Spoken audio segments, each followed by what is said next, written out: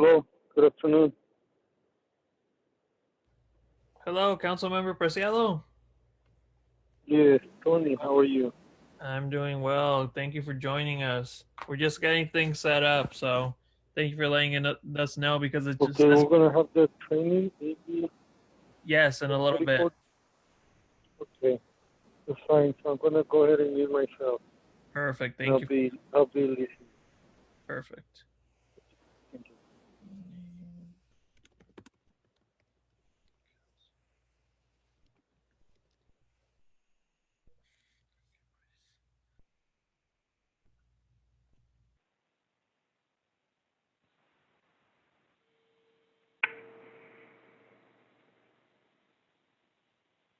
Hello? Hi, Mrs. Elliott. Thank you for joining us. Hi, Tony. We're still setting up, so I'm just gonna mute you for right now. But thank you. You're on. Thank you. Okay, you are you're not very loud, but maybe that'll change when we get started.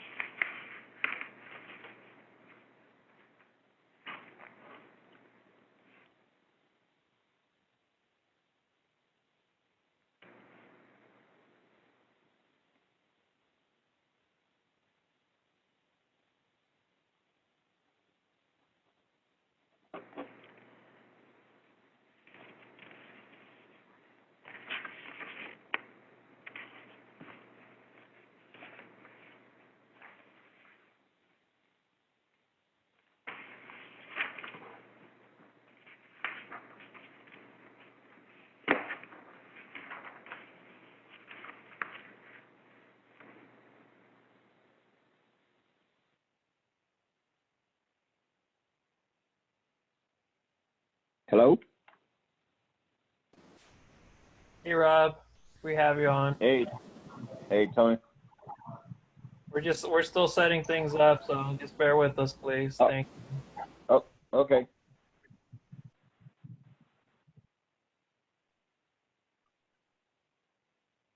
Are you guys set up yet?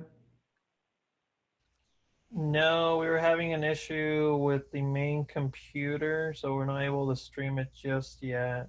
And I don't think everyone's on yet, so just hopefully Okay. 5 more minutes at worst. Okay, well, hang on.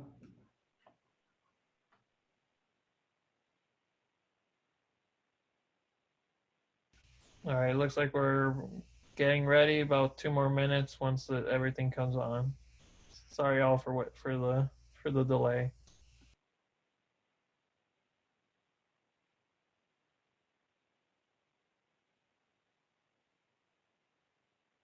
Because we in there.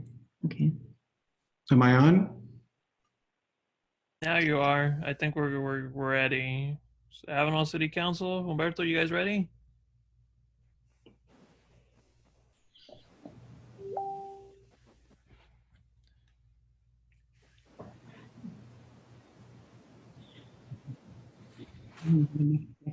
It's all right. But I don't want to do it forward. That's all right. Come here. Did you want the picture bigger? You're right, okay. Are you ready? I think we're waiting for sound from the council. 1 second. No.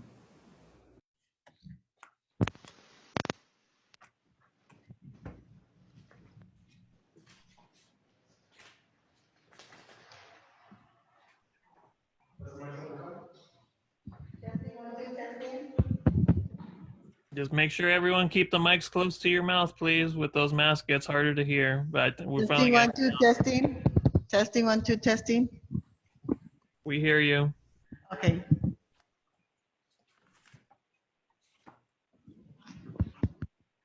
So are you ready? Yes, sir. Yes. Oh, you're ready. All right. So the law in California requires that every 2 years there be what's called an AB, that is Assembly Bill 1234 or 1234 training. That's what today's session is. It's a 2-hour training session, or it can be a 1-hour training session, which I'll expedite into 50 minutes tonight. And then there's a small exam at the end that you are required to take, but it need not be graded. So at the conclusion of this exciting moment here, you will take the exam, a real short, true, false, turn all that into the clerk. She keeps it for a period of years. I think it's 3 years. And also you'll sign the sign-in sheet. If there are elected officials and or standing committees, which are planning commission, those sort of things, if there are those sort of commissioners who are not here tonight, they will need to they can go online and take it with using the pamphlet that hopefully all of you have the pamphlet in front of you that's entitled AB 1234 Training, and it says Planning Commissioners Academy. We're using this booklet because it's a little more thorough, and the website you would go to is the Institute for Local Government. Under that, what you have in front of you will be what they have. They will have to read it, take the exam, and they have to then send it in and pay a fee, I think, to have it graded. But it's not much. I think it's $25, but that's why we do it this way. It saves you all a little bit of money. So are there any questions before we start? No. Okay, so there are 2 things you want to keep in mind when you are an elected official. The first one is the Brown Act. The Brown Act and it's referred to the Brown Act because a gentleman named Brown, not the governor, adopted this act several years ago, many decades ago. And it's gone through many, many changes over the years. The essence of the Brown Act is that all meetings have to be public. The public has a right to attend all meetings, and we'll get into that in a moment. The second thing we're going to look at will be conflicts of interest, which are pretty important. So I'm going to go through the Brown Act pretty quickly. There's a third category I want to touch upon with you, is that we are currently, by law, we are required to redraft a code of ethics for elected officials that you will adopt. The last one was adopted, and you should go to City Hall and get a copy of it. The code of ethics is what you've agreed to when you were sworn in, and there are things in there that you need to read, which I'll go over with you briefly. I want to digress for a moment. I thought I made something fairly clear when I attended the last meeting, but perhaps I didn't. So if I didn't, it's my fault. How do you place something on the agenda? And the agenda is part of the Brown Act. And the Brown Act requires that unless something is on the agenda for discussion and action, it cannot be discussed absent an emergency or an urgency. So under an urgency provision, to add something to the agenda, the following criteria must be met. An item appeared that has to be acted upon before the next regularly scheduled meeting. So that's how you get an urgency item on. So for example, you're applying for a grant, and for some reason the mayor or someone forgot to sign it, and you have to get it in tomorrow. You can add that to the agenda. It requires a 4/5 vote. So basically unanimous vote. So 4/5 vote, put it on the agenda. It's then added to the agenda as an urgency item. There are 3 types of meetings under the Brown Act. The first one is a regular meeting. 72-hour notice is required. Has to be posted as per your requirements, which you do. Then there's what's called a special meeting, which only requires 24 hours notice. And then there's an emergency meeting, and an emergency meeting can be done with no notice to anyone other than the media. And the only difference between an emergency meeting, a special meeting, and a regular meeting is that an emergency meeting, you cannot go into closed session. It's like if you have a pipe that breaks, as we had years ago, and we had to go into an emergency meeting. Now, how do you get things on the agenda?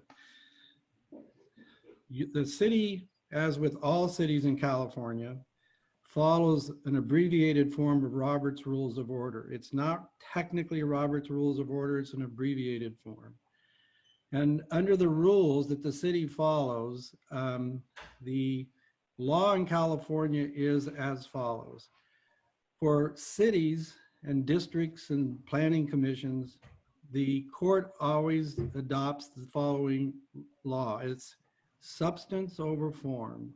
So as long as the item was properly on the agenda, as long as everybody was given an opportunity to discuss it, the fact that your motion is all messed up or something, the court would look past that and say, well, what was the substance of the motion and was that in fact passed? So it's always substance over form. So the only thing you can act upon in public is things within your jurisdiction. So for example, you would not be able to make a comment on the Middle East war or something like that. That's not within the city's jurisdiction. It has to be within the city's jurisdiction. So that's the only limitation. The way the Robert's Rules of Orders, the rules, the guidelines we follow are as follows. The mayor, working in conjunction with staff, generally the city manager or the city clerk, sets the agenda. Now in reality, the staff usually sets it and that sort of thing. If any one singular one of the members of council, that is not the mayor, if any one singular member of the council wants an item on the agenda, and if the mayor says, no, I don't want that on the agenda, then that person wanting it on the agenda makes a motion to include it to the next agenda, not tonight's agenda, to the next agenda. So that motion would be, I would like to add to the next agenda XYZ. It would require a second and a vote.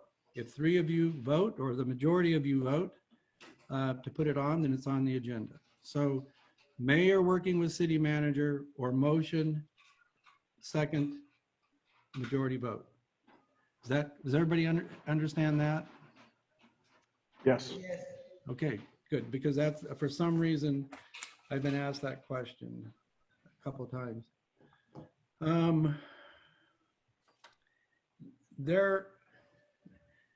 You can add to your agenda an item that would say future agenda items, whereby at every council meeting, someone could say, oh, I would like to add to a future agenda item the following.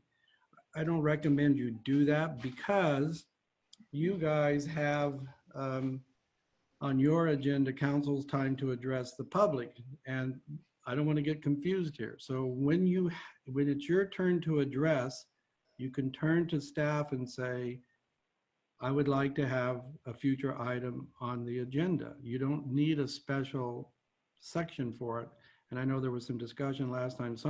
I think, Mike Schulte, who's on with this, he likes to have it on there. I don't care if you do. Here's why I don't like it, is because it generally generates a whole topic that the public might want to come in and say, we want to talk about the potholes, we want to do this and that sort of thing. And generally what we like instead is that the public would bring it to staff's attention or bring it to one of your attentions, and then you would add it to the agenda.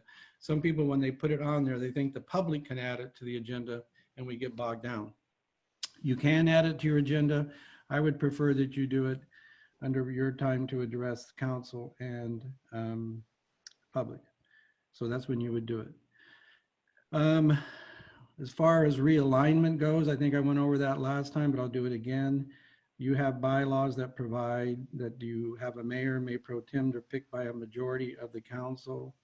If you want to add realignment to your future agenda before the November election, the only basis upon which would be within your jurisdiction would be to modify the bylaws, those sort of things. So I think I've covered that a couple times, so I won't bore you with that anymore. But I would recommend that each of you get a copy of the ethics that you're bound by.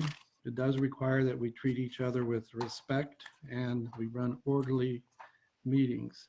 So returning then to the Brown Act, I've talked to you about the agenda. You have to post the agenda 72 hours, 24 hours, or an emergency. And if you want a special meeting, that requires a motion, a second, and a vote. And there has to be a topic you can put. It can be thereafter conducted like any other meeting.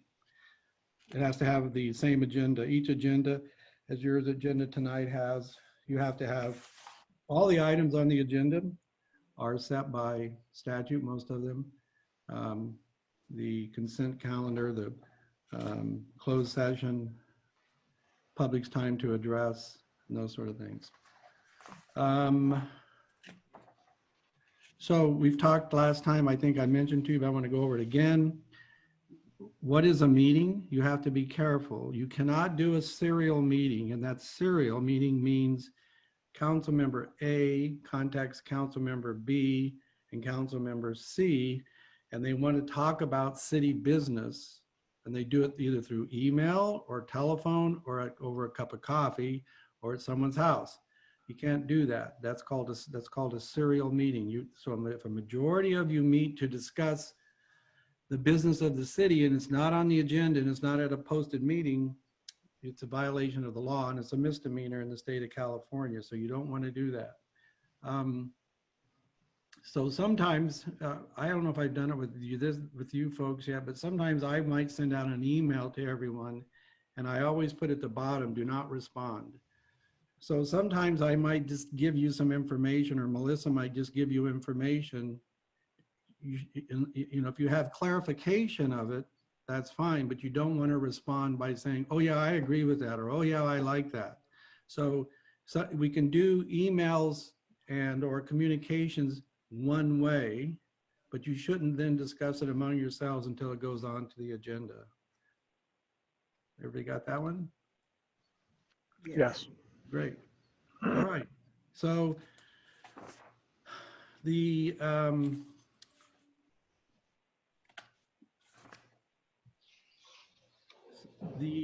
as it relates to the Planning Commission, I just want a topic for you folks. Since you're you're what's called a standing committee. Now, if we have ad hoc committees, years ago when the theater burned down, we formed an ad hoc committee that went out and got some ideas, etc. An ad hoc committee means it's not a standing committee. It's only for a limited purpose and a limited time period. That ad hoc committee would not be subject to the Brown Act. Planning commissions are, other recreation would be is another one, any standing committee. So in planning, one time, what happens all the time in planning is as developments come into town, someone might want to take you to lunch and say, you know what, I'm going to build a Walmart out on the corner there, and I'd like to talk to you, the planning commissioner, about it. You should not go to that meeting. If you come to the meeting with a predisposed position, that is, I'm for it or I'm against it, and you may very well be in your own mind, you just don't want to express it. But if you come to the meeting with a predisposed disposition, that is a position on it, then you cannot vote, because due process requires that the person presenting the proposal to the commission or to the city is entitled to a fair body that has theoretically, like a jury, no built-in bias. So I want to make sure you understand that. So you should always avoid. We've had over the years, we've had developers who have, tracked down council members and all of that, and you just don't want to do it. And I'll get into gifts in a minute and tickets to Disneyland and things such as that.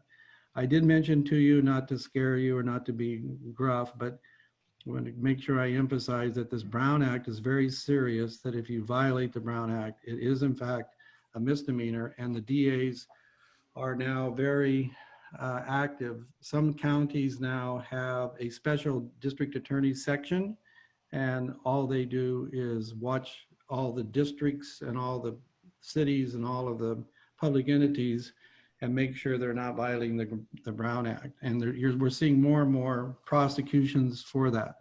So you want to be extremely careful of that.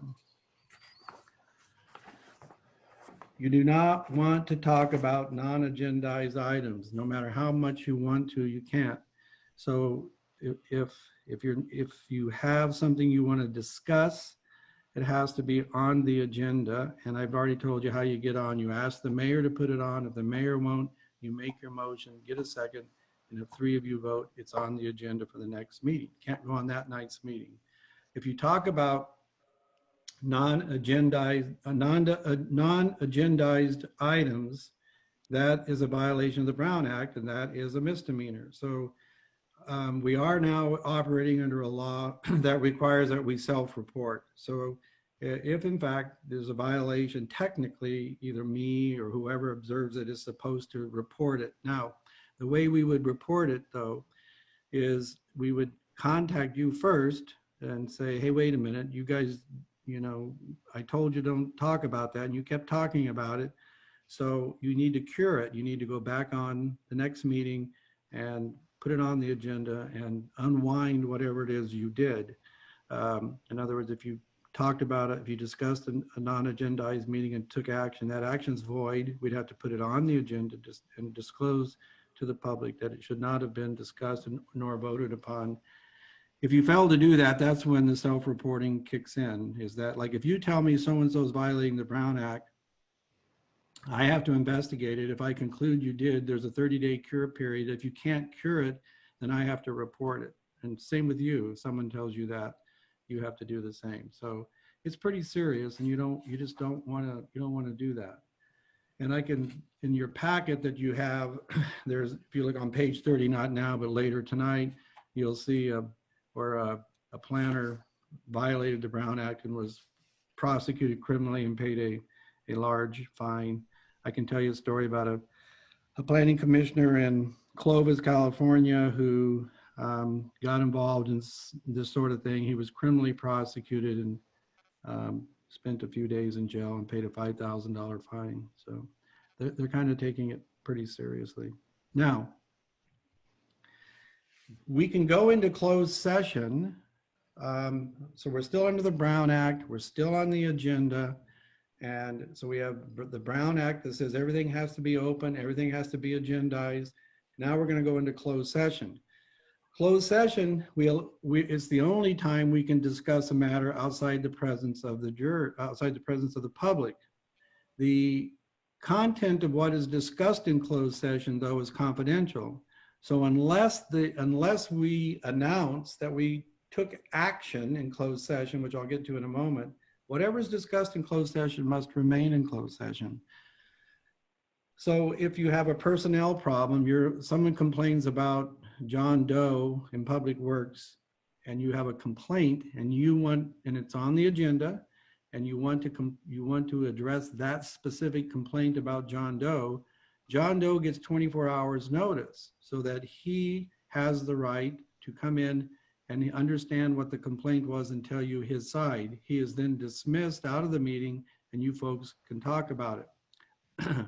Now, any action, this is under the personnel exception, any action you take under personnel is confidential. You cannot disclose it to anyone. So if you said, well, we're gonna demote him or whatever, you can't talk about that in public.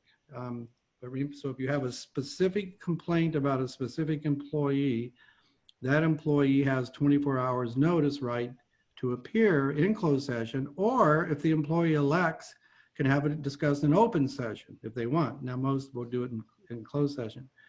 So that's the most common exception, is the one we call personnel. That is not to be confused with personnel evaluation. So you want to review a whole department, Public Works.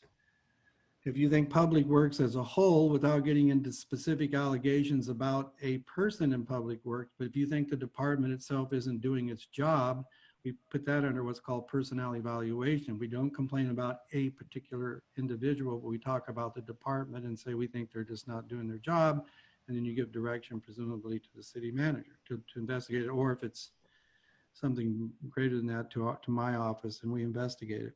So you have a personnel exception, personnel evaluation, potential litigation, that's where we get sued, or we're thinking about suing someone. Those all fall under the potential litigation exception, and there's a dog barking in the background. Anyway, so you have to have your attorney present for litigation. So, because potential litigation involves lawyers, so your city attorney or a representative of my office has to be present during a closed session for litigation.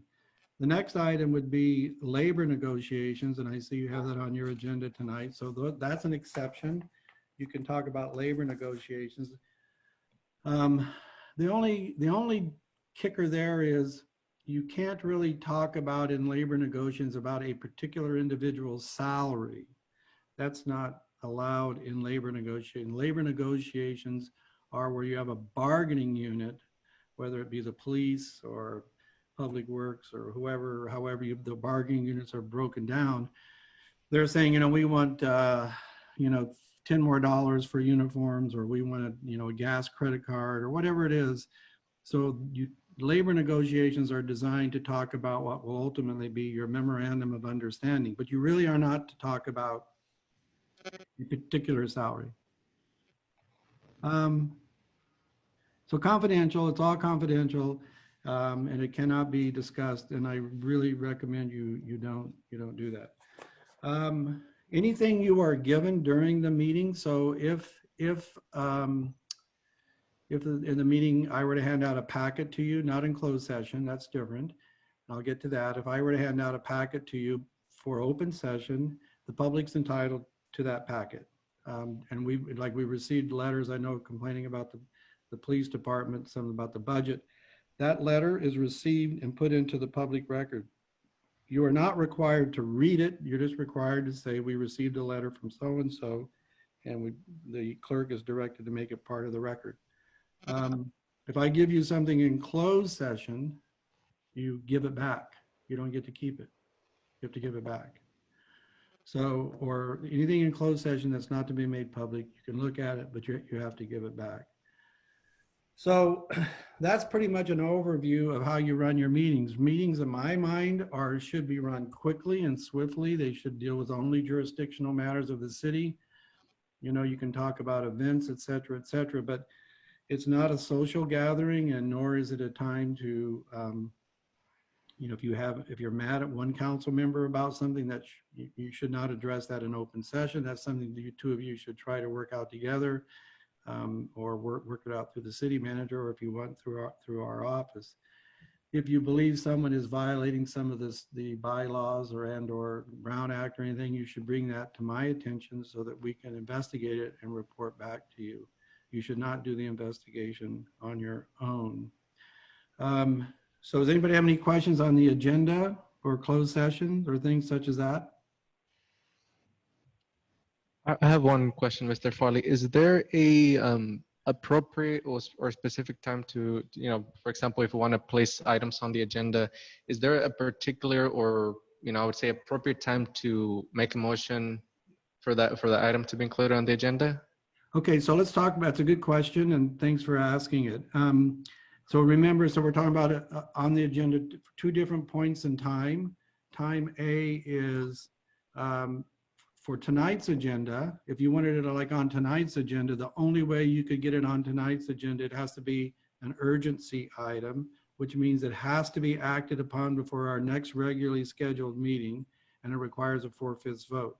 And so you would just bring that up. If you knew about it, theoretically you should tell the city manager, but if you just happen to know it, you would say, I'd like to add this for tonight's agenda, but it has to be on those, you have to make those findings. Now, if you want it on a future agenda, when it's your time to address the count, when it's, let's see, on your agenda tonight, it's so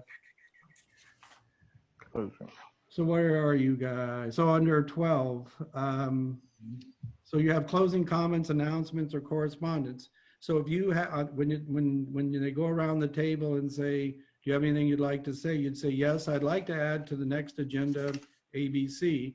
The mayor says no, you then say, then I need to make a motion to add that to the next agenda. Now you can't discuss it. You can't discuss it at tonight's meeting, but you just say, I'd like to make a motion to add this to the agenda for whatever the next date is. Did I answer your question?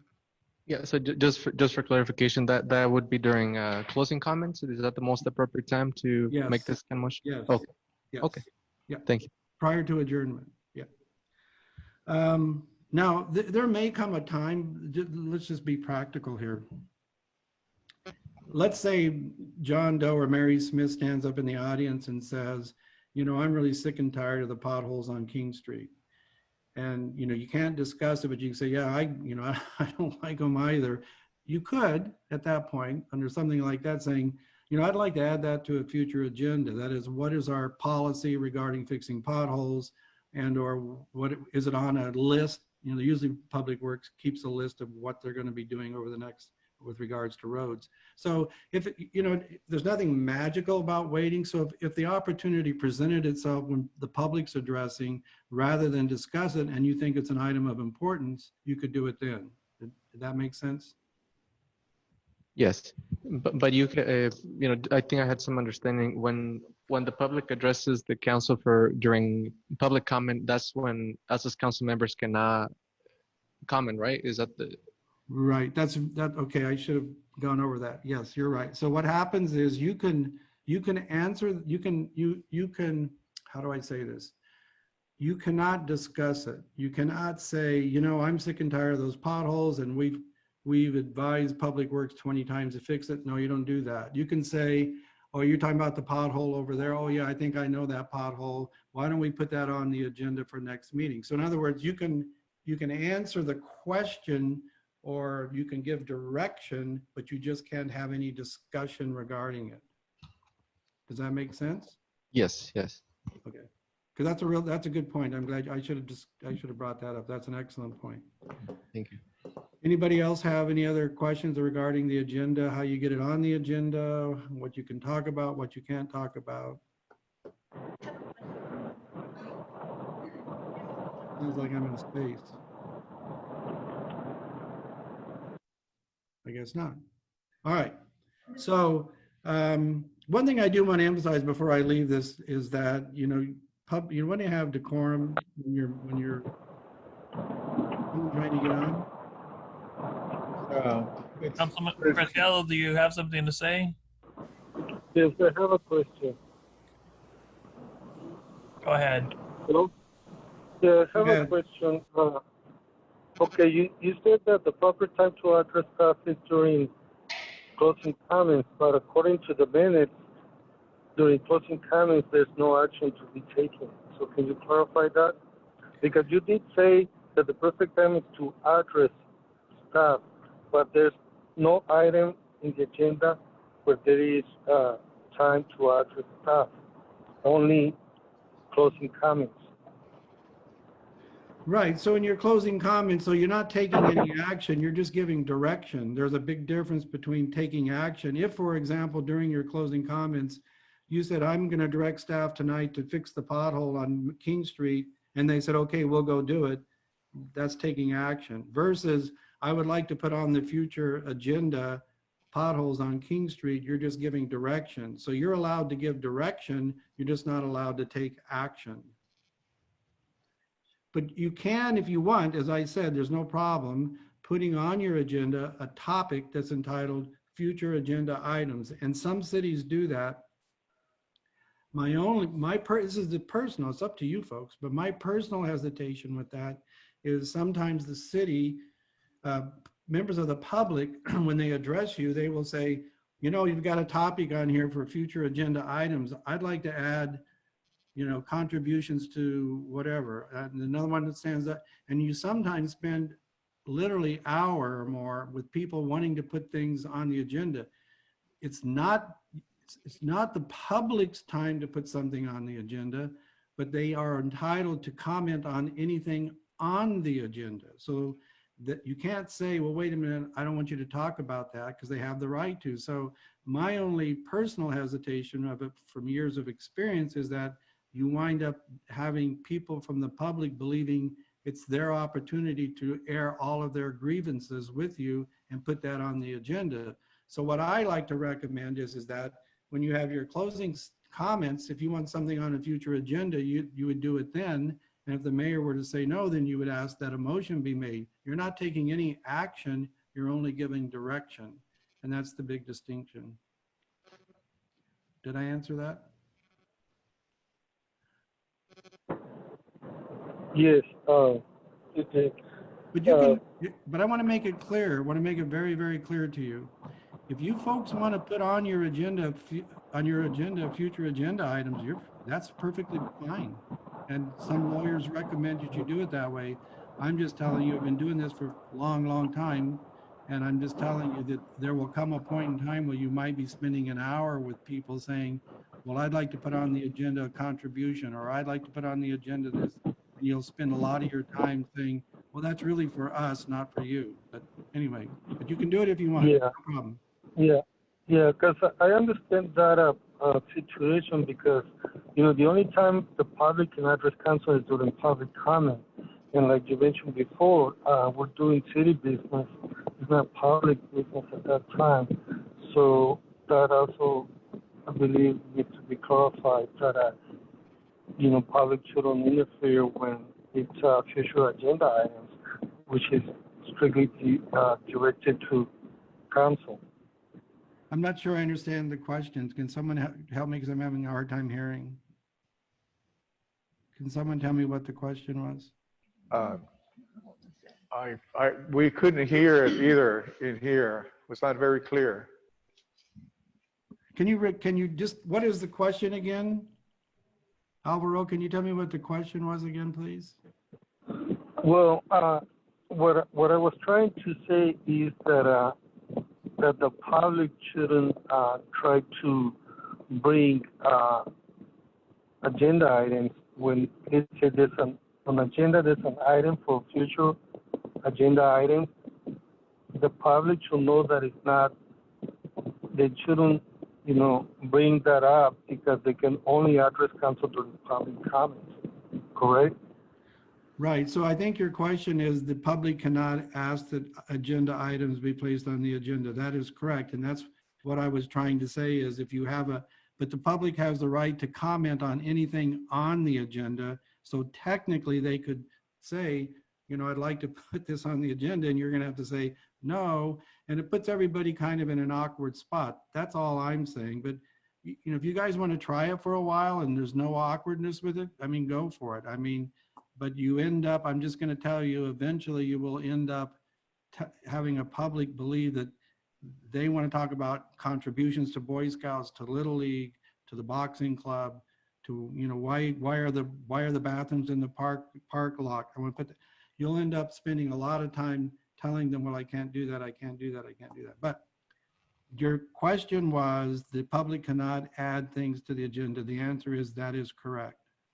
They can go to a council member and say, hey, would you mind trying to get on the agenda the following? And then you would bring that up. So all I was saying was if someone during public's time to address brought up something that triggered in your mind, something that you think is a valid topic that you would like to discuss at the time of the next meeting, you could say, well, you know what, Melissa or Mayor, we'd like to put that on the agenda for next time. I think that's a topic we should discuss. And if they agree, you're on. If they don't agree, then you say, I'd like to have a motion and we add that to the next agenda. I was just using, there's nothing dogmatic or set in concrete that you have to do it at closing. There may be times during the meeting when a topic comes up that you could say, I'd like to add that to the future agenda. So I'm just saying there are opportunities to do it other than that if the moment arises. Okay? Okay, I think that's better because, like you say, as the situation arises, there'll be a time where there's that it can be asked to be placed on the agenda for future agenda items. Correct. You can do it. You could, again, if it is a topic that someone brings up during public's time to address, the public can't put it on, but it may be a topic that you're interested in and you think, let's put that on the agenda. That's perfectly fine to do it then. You don't have to wait. I'm just saying if the opportunity doesn't present itself through the duration of the meeting, then at the end when it's your time to address, you would just say, because you're addressing the council, you're addressing the public, just saying, I'd like a future agenda item to be blah, blah, blah, blah. And you're not taking action, you're just giving direction. That's the distinction. Okay? Just for clarification. That is very clear. Okay? Yeah. Mr. Farley, so if council, under item 6, under mayor and council members' successor agency items for consideration, sorry, I'm stuttering. That would be a time too where if the mayor or mayor pro tem or council wanted to add something, that would be appropriate to add there as well? Right. Okay. Anytime you have the floor, you could be talking about cleaning bathrooms and say, oh, you know what, that reminds me, I want to talk about putting a new roof on the recreation building.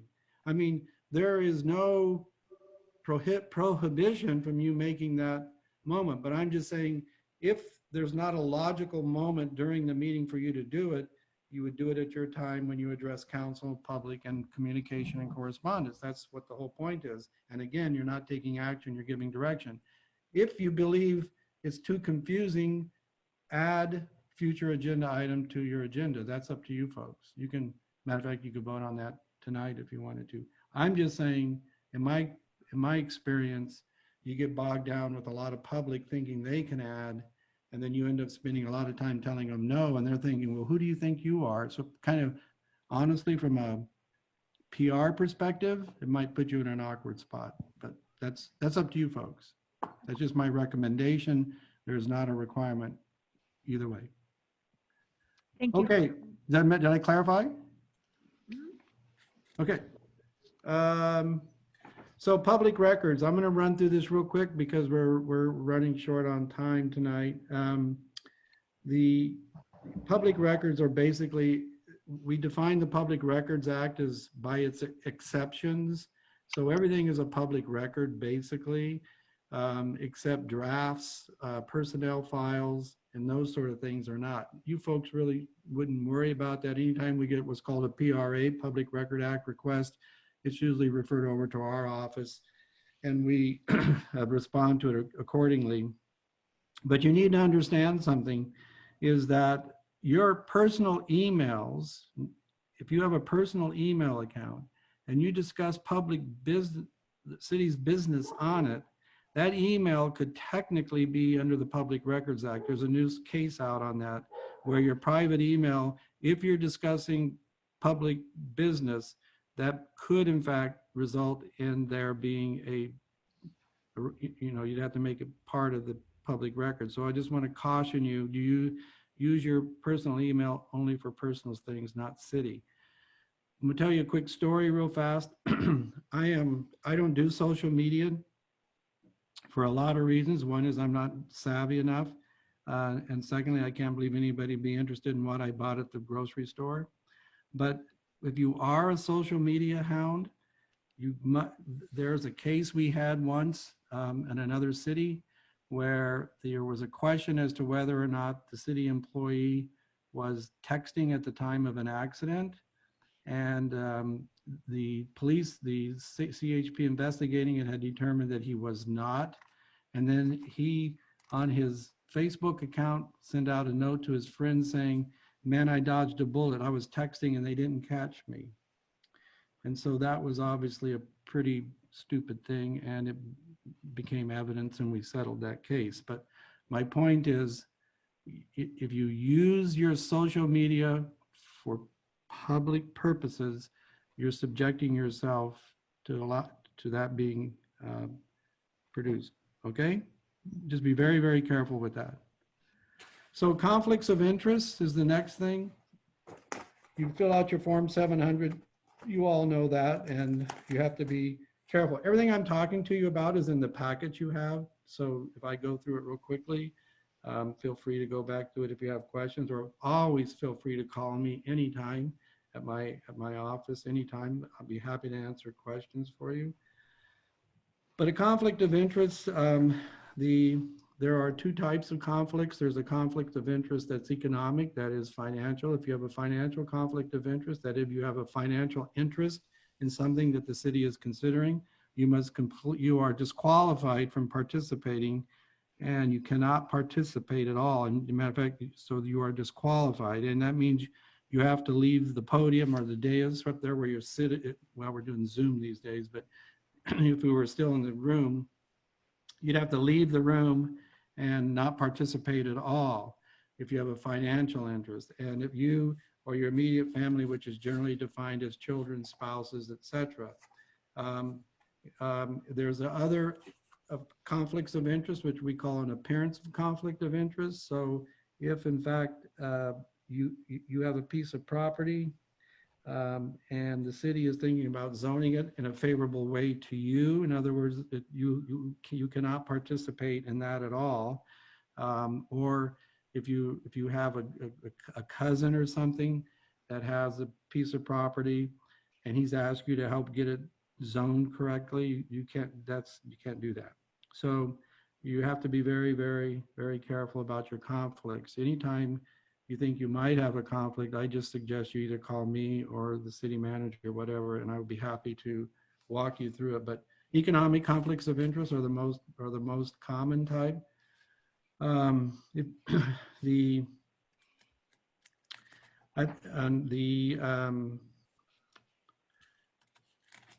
me see, hang on a second. So by the way, and Mike Schulte brought this up for me. I had forgotten this. We had a city that had this problem come up. If you have an economic conflict of interest, you are disqualified. You're not just conflicted out. So if you're disqualified, you don't count as the quorum. So if you had 3 people, which is a quorum, and you had an economic financial interest, you don't have a quorum on that issue. You can't vote. If you weren't disqualified, if you just had a potential conflict of interest, non-economic, you just would have to abstain, and we would still have a quorum, and the vote would be either 1-1-1, 1-4, 1 against, 1 abstain, or 2-0, 1 abstain. But if you're disqualified, you are completely disqualified. So that topic cannot be discussed if we fall below the quorum status. So that's just something to keep in mind as well. There are if you have a business interest that has over $2,000 or real estate of over $2,000, things such as that, or you own a certain percentage of a business, all those things have to be disclosed.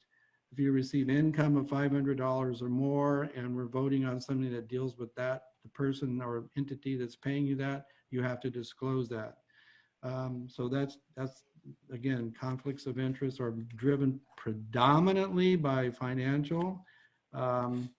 There was a case you'll see on page 56 of this packet that was a pretty big case of notoriety, where someone sat on a planning commission and the state got a grant for, I think it was to extend water and sewer to an area that was owned by that person. I think it was a hotel or a restaurant, and they voted on that. All they did was vote on the grant, and they were fined $4,000 because they had an economic interest, an indirect economic interest. So anytime, if there's a zoning change and you own property, or we're voting on something from someone that pays you money, get away from it. You do not want to accept tickets to Disneyland, or those are all, you can't do those sort of gifts. Now, that would create in other words, if I'm trying to do a development, I come in and say, hey, I got some great tickets for the Super Bowl, here they are. No, you can't do that. Don't do that. So you'll see where someone was fined $3,000 for that if you review the packet. Gifts are another thing you want to be careful of. Not gifts that you get from your friends and family, but if somebody that has business before the city gives you a gift of $50, you have to report it on your Form 700, and or more than, they change the amount every year. I think it's $375 now. If you get more than $375, you have to disqualify yourself. So be careful and leery of getting gifts. We don't have transportation issues in our town, but you're not allowed to accept any sort of gratuity for any kind of public transportation. You have to pay your way. So if someone says, oh, you're a council member, I'm going to give you a free ride on the bus, no, cannot happen.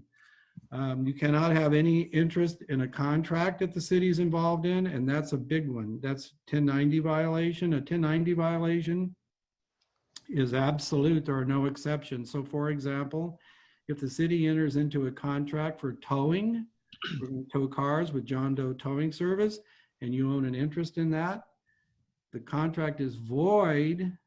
You have to give back your towing company has to give back all the money to the city, and the city gets to keep the benefit of the bargain. So in other words, the contract, the city gets to keep all the benefit, but you have to give back every penny that you've earned. Plus, again, it's a misdemeanor offense. Could be a felony if it's large enough. So you just want to avoid doing business with this. Years ago, we had a council member who wanted to give us land for free, and so we could build the public works, and he could not do that because it was a 1090 violation. So I had to write an opinion on it. It's kind of sad, but it's a gift to the city. So his economic benefit is that he can write that gift off on his taxes, and so that's you can't do that. You want to stay away from any sort of contracts that the city does. I'm just telling you, that's a big thing. You must return the money, but the city gets to keep all the benefits received at no cost.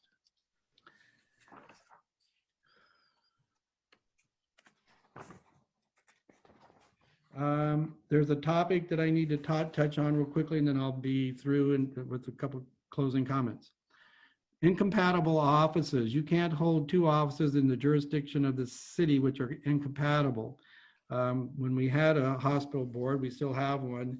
You technically, that if the city is giving money to the hospital to support it, you're now in an incompatible position. If you're on the hospital board and the city council, you can't do that. So you have to resign one or the other. You can't have incompatible positions. And I think that's the only one that I can think of that we've had in your city. So I wouldn't worry too much about it, but just keep that in mind. Reimbursement of expenses. You have to always submit your vouchers for reimbursement. If you take your spouse to a public funded function, you have to pay for the spouse's lodging and or food. You cannot charge that to the city. So if you buy dinner, as crazy as it sounds, and you're authorized to have dinner on the city's ticket, and your wife or friend is with you, you should put them on a separate ticket, because we cannot pay for any spouse or children's costs. I will tell you how ludicrous it is, but I've never known anybody to enforce it. Let's say, for example, you're checking into the Holiday Inn and you have your spouse with you, and you get a double bed, and the hospital has a charge for a couple of $100. If you're a single, it's only $90.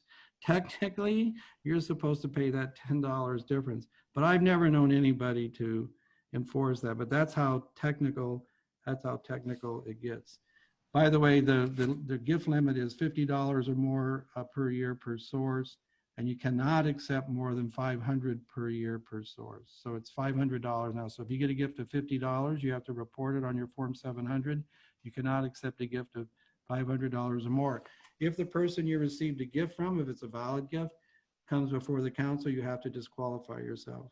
You cannot participate in anything regarding that. You cannot use you cannot use city or public assets for your own benefit. Mass mailings, photocopying, telephones. Those you can't use them for your own personal. Like you can't come into the office and say, "Hey, would you mind, scanning and emailing this to my boss?" You can't do that. So stay away from that. Meals are a gift, by the way. I don't know if I've told you this story, but somebody once went to the Vintage Press in Visalia and ran up a tab of about $500 for a council member. The city didn't pay for it, but the council member got a $200 bottle of wine, and that's a gift that you have to report, and you don't want to do that. I mean, you can, but I just recommend you don't. You can't, if you're asked to speak at a ceremony of some sort as the council member, you're not allowed any honorarium. You're not allowed to take it. We'll give you $50 for your time if you come speak to my group. You can't do that. No honorariums. And if you do get it and you forgot about me telling you not to get it, return it immediately or donate it to a charity and you'll be all right.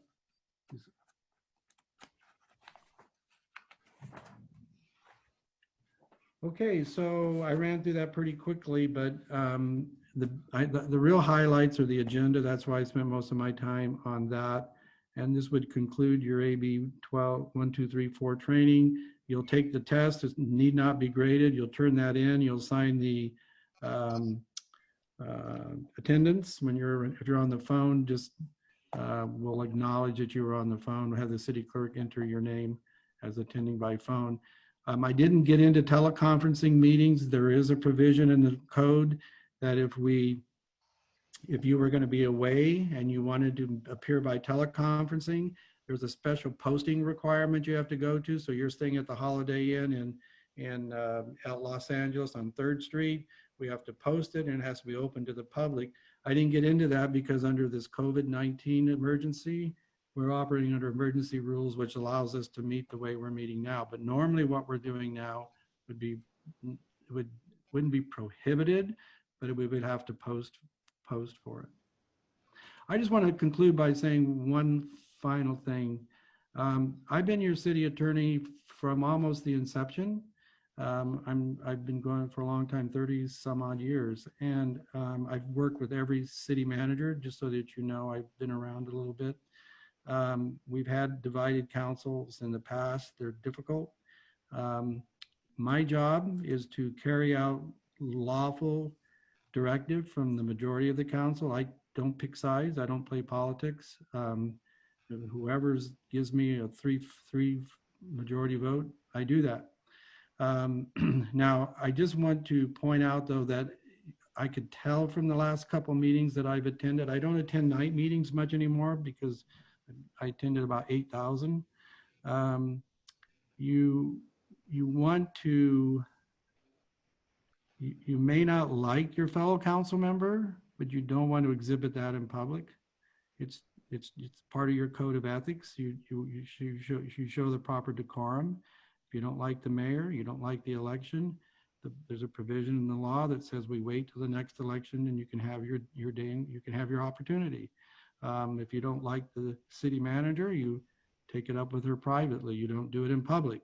If you don't like the public works director, you take that to the city manager. So if you don't like the public works director, you go to the city manager, who then tells the public works director where the complaint is. If you don't like me, you go to the city manager, she tells me. In other words, you have to limit your anger, if you will, in public, because you're running the government. You're not in, you don't want to exhibit this. What appears to me, you guys are going down a divided council, which is fine. 3-2 votes are fine, but let's do it with respect and decorum if we can. Does anybody have any questions of me? Nope. No, Sounds no like questions. I must have done a good job. Excellent. Thank you. All right, so I'll check back in with you in a bit, okay? Thank you. Thank you.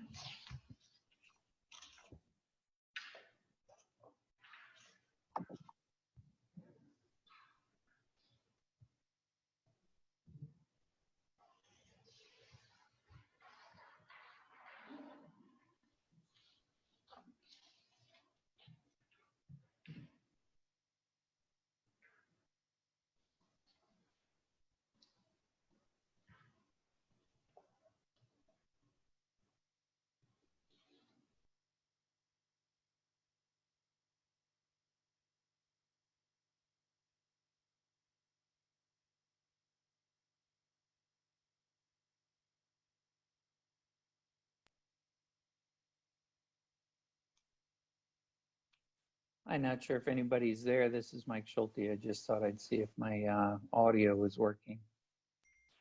We hear you loud and clear, Mike. Thank you. Yeah, great. I'm not sure. I know Mike Farley stepped away to deal with a couple of things, so he may not make it back for closed session, but I'll be here for the remainder of the night. So. Perfect. Yeah, we'll be picking it right back up in about 5 minutes. All right. I'm gonna mute myself just so nobody has to hear me clanging cans and bottles.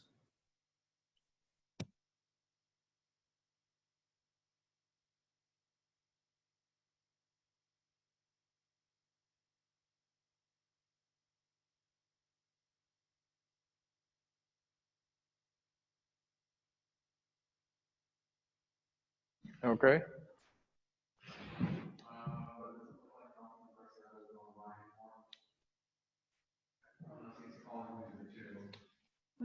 coming I down. see Avenal City Council. I don't know if that. Oh, okay. Okay. Who? Mr. Preciado? Maybe he's coming down to join the meeting? I don't know. Okay, very good. So we have, Whoops.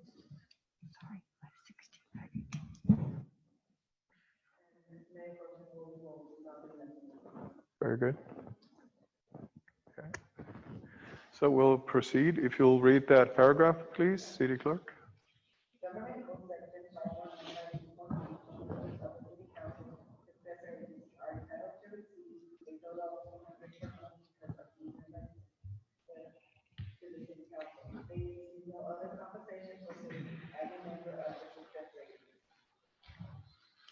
Thank you. So at this moment, we will be going into closed session to A, consider with labor negotiations, agency designated city manager and city attorney, employees. So.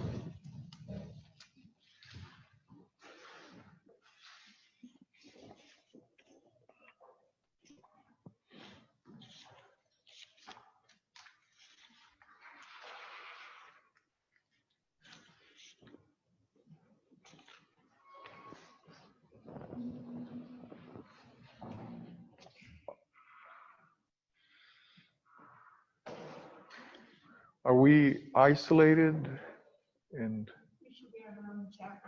No, Okay. not yet. Umberto has to throw you guys into the separate room, so just give him a second. Okay, thank you, Tony. He's coming back. Okay.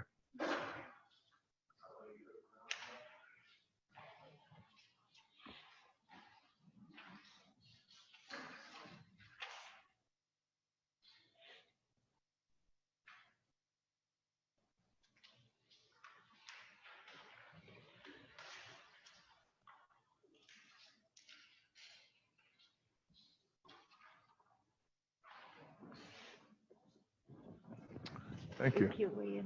Oh, okay. Thank you.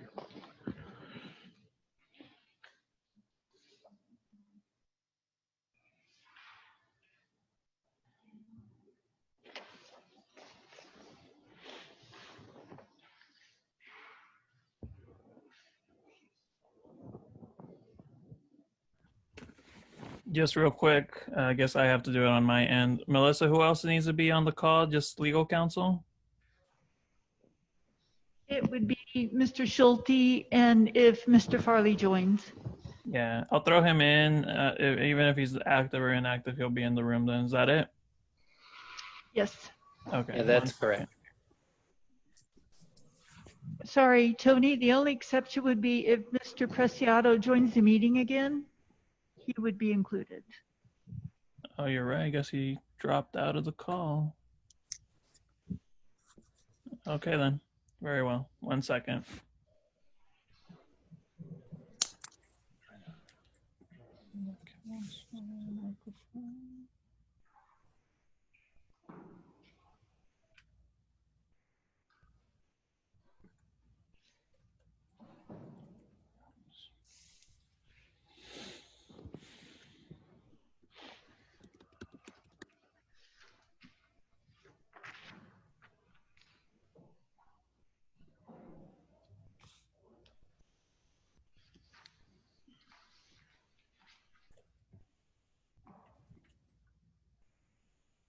I'll text Alvaro.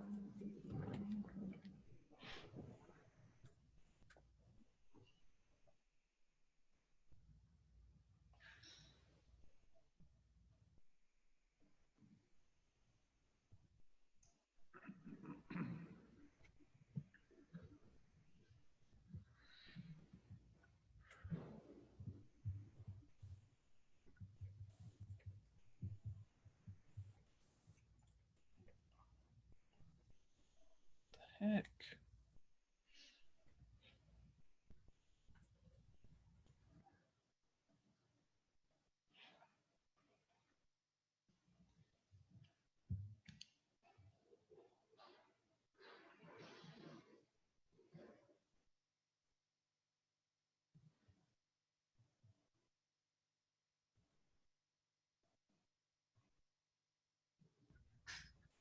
Bert, are you having issues getting into the breakout room?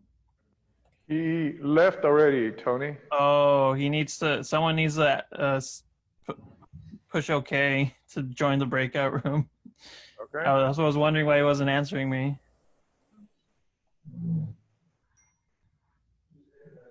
Yeah, just hit enter.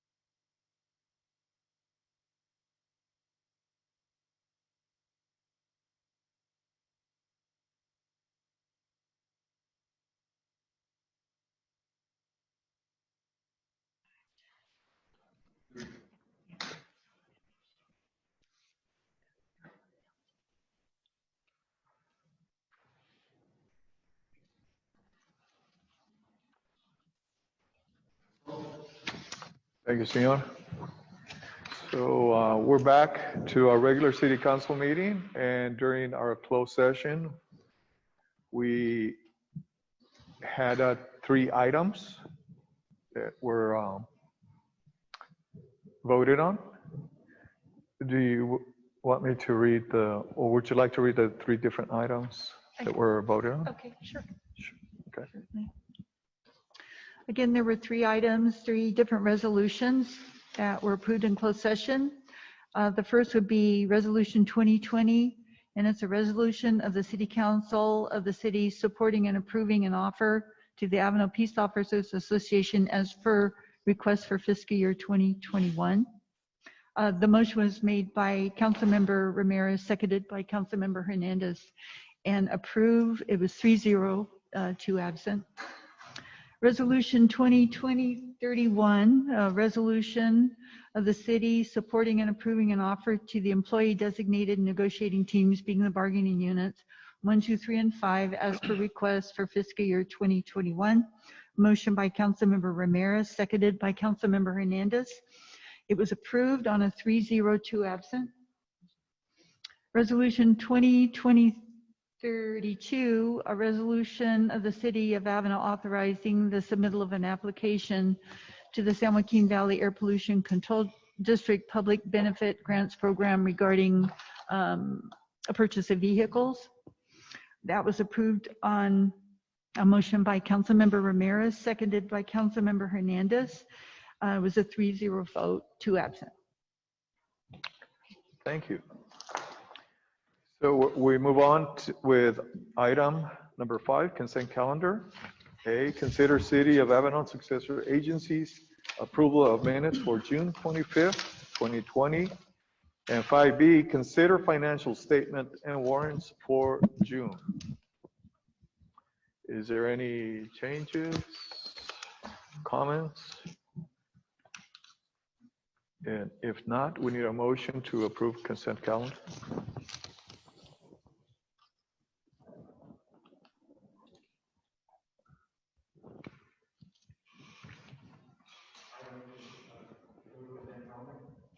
Okay, we have first. Is there a second? I'll second. Okay, first and second. Councilman Hernandez. Councilman Ramirez. Aye. Mayor Ovalle. Aye. Okay, 3-2 absent. Very good. Okay. So we will move on to item number 6, which is mayor and council member successor agency items for consideration.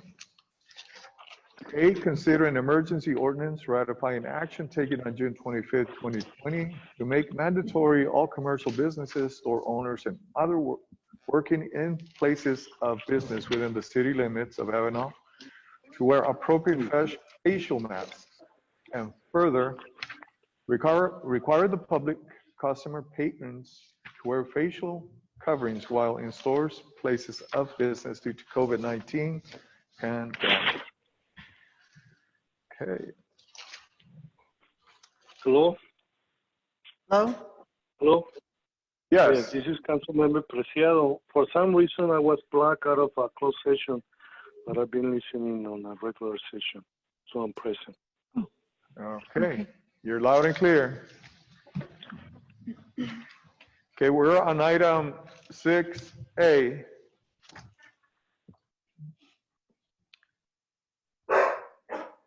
Would you like to? Just briefly, from the direction that was given by the city council at the last meeting and the concerns that were raised and direction given, we drafted an ordinance which was also reviewed by our city attorney that all places of business shall require all employees and also patrons, customers, the public to wear masks when they enter into their store or in indoor areas if people are lined up. It does give some exceptions, which we were required to do as well. It explains what a facial covering is. It also, in section 5, that is the penalty, and that is the penalty amount as per the municipal code. It is considered an infraction. The first offense is $50, second offense is $100. And again, this is within a 1-year period. And the third and any subsequent violations within that year period is $250 each violation.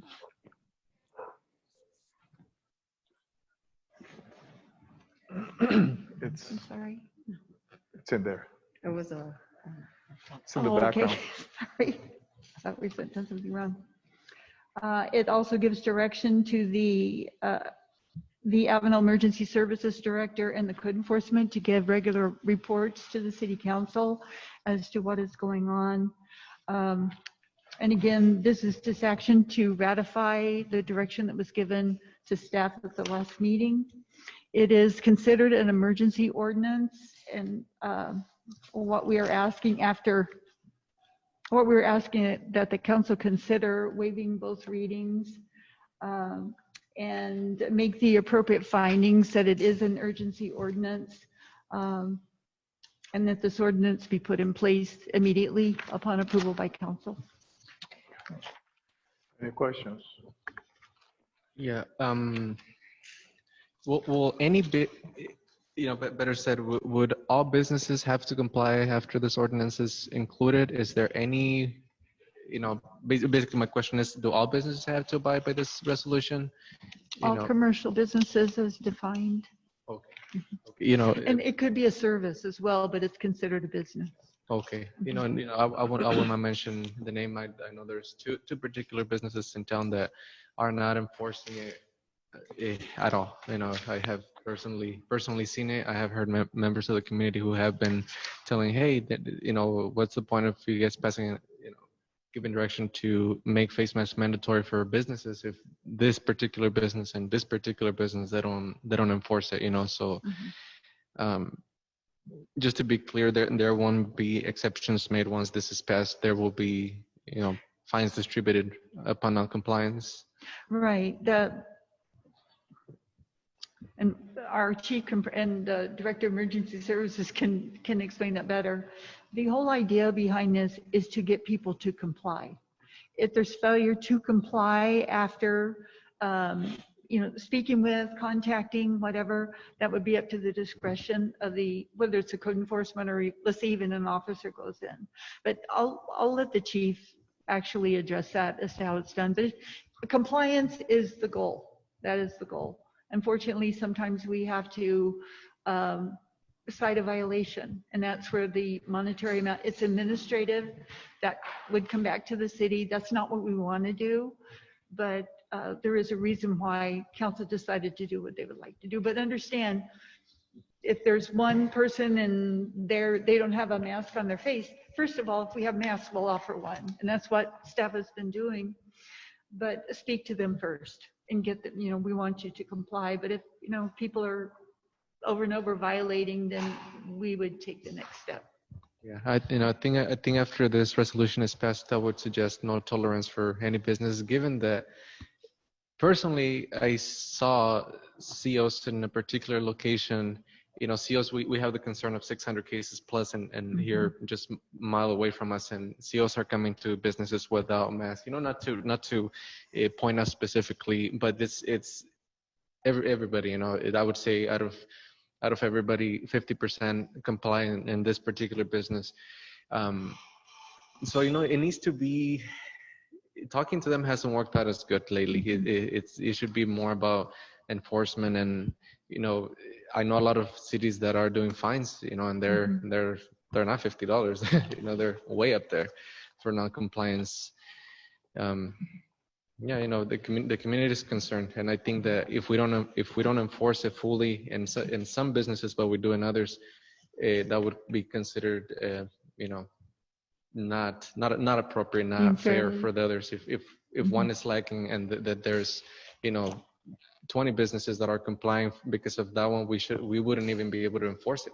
How can we enforce it? This one, we're not doing anything about this one, but we're telling everybody else. You know what I mean? It's just a concerning issue. Thank you. All right. Any other comments?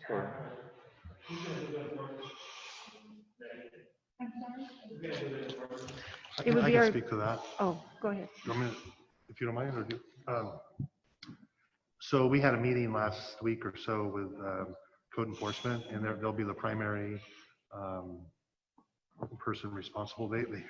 Code enforcement and community development have been out educating businesses over the last couple of weeks. So code enforcement is the primary, and we talked about at our meeting that they're going to adjust their work hours so they can be there in the evenings when probably a lot of the violations are probably occurring. So we'll be there to back them up.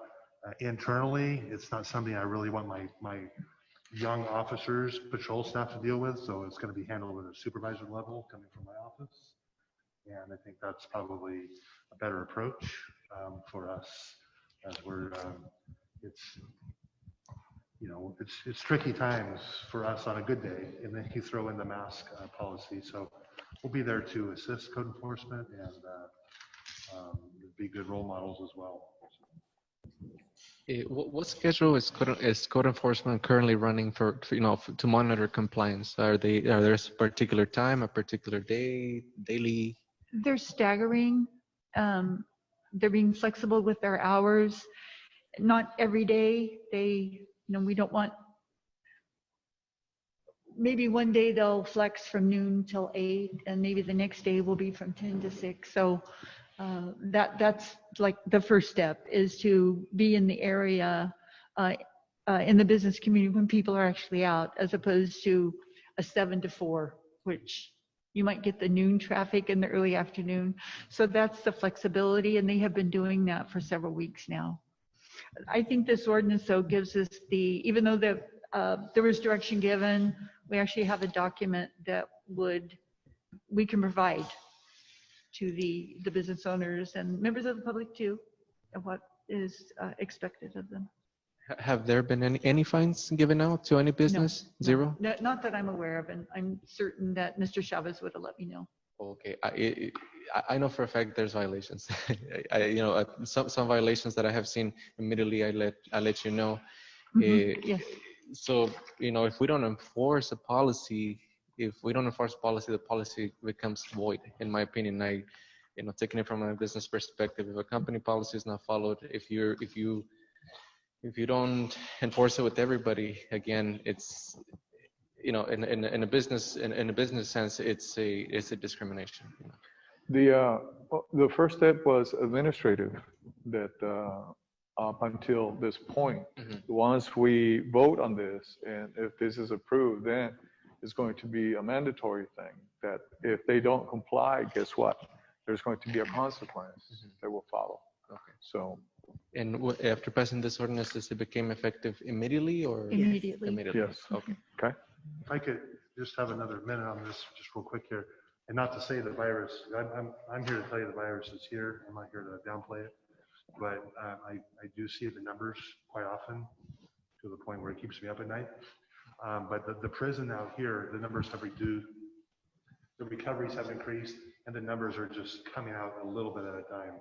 So I know that should be some comfort, but I agree, you can't let your guard down, you still have to take care of yourself, but it's not the big, 150 at a time we were seeing, I might see like 3 or 4 over the course of a week, and that's about where they're at. It's just a side note, and as the chief has said, this is very real, because I've had relatives lose their loved ones to this. So I take this very seriously. You know what? And we are in a nation of choices. And you know what? If I'm told this will keep me safe, keep my loved ones safe, by all means, you know what? I am going to choose to wear this. Now, unfortunately, there will be some people who will fight this. Never mind that it will help them and keep them safe. But, we do what we can and we move forward. So with that in mind, any other comments, questions? On the weekends, are the code enforcement work on the weekends, like Saturday and Sunday? They have they didn't this last weekend. Let me step back. I believe on Sunday we had one person out. The weekend before, yes, they did. And then the weekend before would have been the council meeting. So that's just when they were starting to flex. A suggestion, and I don't know if there's anything that you would need from us, Chief, in order to, for police. I think personally the most effective, along with code enforcement. Mr. Ramirez, can you put your mic up? Sorry. While the police officers perhaps they're doing they're patrolling, just simply observe if businesses are complying. Sometimes what I have done, I took it on my own hands after this was passed on the past meeting, to just park outside every business and observe compliance. And that's how I can tell you that there's not very many on two particular ones. It's just something to consider. I don't know if that's within the the emergency services as USI director, or if you need anything from council to make that happen. No, I'm good. Okay. Okay. I can tell you on the flip side of that, I do some grocery shopping at one of the major grocery stores in town, and as well, and I was happy to see some 100% compliance. Yeah, a lot of people are complying, and that's. They might have saw me walking and put on a mask, I don't know, but everybody had a mask. Yeah, of course. Okay. So if no more questions or comments, we need a motion for the approval of this emergency ordinance. I so make a motion to approve this emergency ordinance. Okay, we have first or second. Okay, first and second. Councilman Hernandez, Councilman Ramirez, Aye. Councilman Preciado, Aye. Mayor Ovalle. Aye. 4, 1 absent. Okay. So we have the 4/5. Thank you. All right. Moving on. We move on to 6B, which is consider request for small business loan. Yes, Mayor, members of council, the small business loan program actually did very, very well, and the funds were expended very, very quickly. We were able to help 16 applicants, and then at $3,000 apiece, and then another application for $2,000.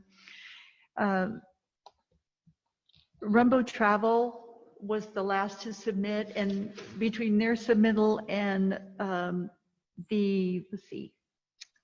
Mercado Latino's submittal was just a few minutes. However, it was the first come, first serve, and we were going forward as such. Mr. Romero is asking council's consideration to, if they would actually fund him the $3,000. His travel agency has taken a big hit. He filled out the appropriate application. He has his business license, so he's met the criteria that was established. Of course, city staff could not provide the funding because there was only a certain amount that was actually approved. And I'm not certain, but I believe Mr. Romero had wanted to address the council, but I can't tell who's on the phone. Mr. Romero, are you online? Melissa, this is Fernando. I didn't see him online, and I didn't get any notification that he was actually dialing in. Okay, thank you. Thank you.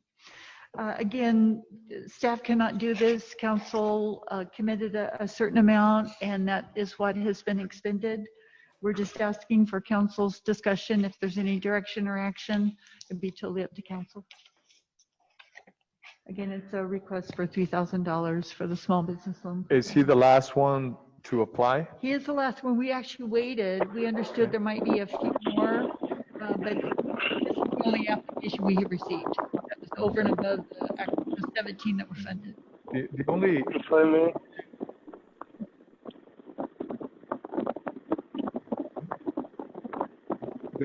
my only comment to this would be that, we opened it again. What if 10 more come?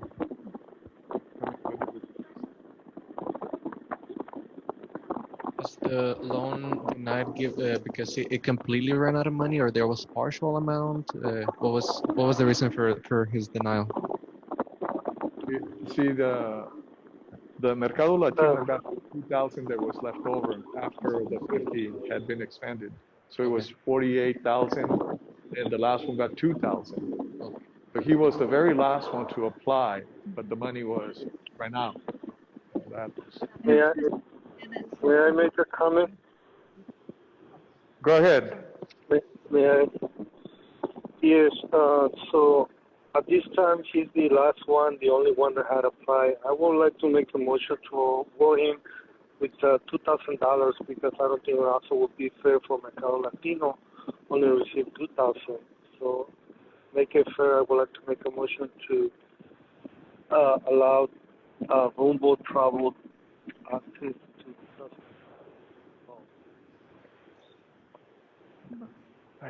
You were fading out.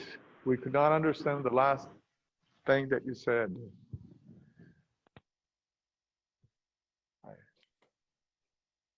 Are you still online?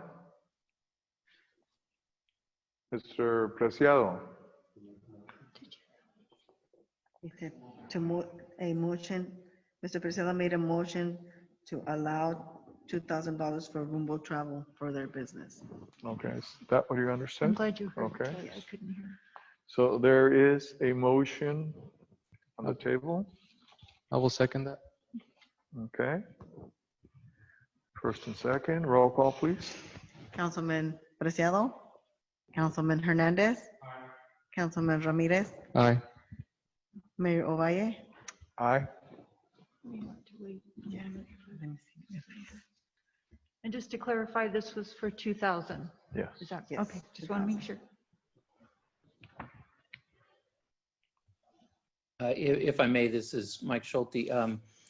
So I know that the other council member dropped off. If the council wants to try and include his vote later to see if he dials back in, the council could certainly table this matter to the end of the council meeting to include his vote. It's going to pass anyways, but if the council wanted to get his vote, that's something the council could do. Mr. Preciado, are you back online? Yes, I'm back online. Can you repeat that again, please? Go ahead and ask for his vote. Councilman Preciado, do you approve a motion that you made for $2,000 for room boat travel? It was seconded by. All right, thank you. Is there one absent? Okay. Thank you. Thank you. Okay.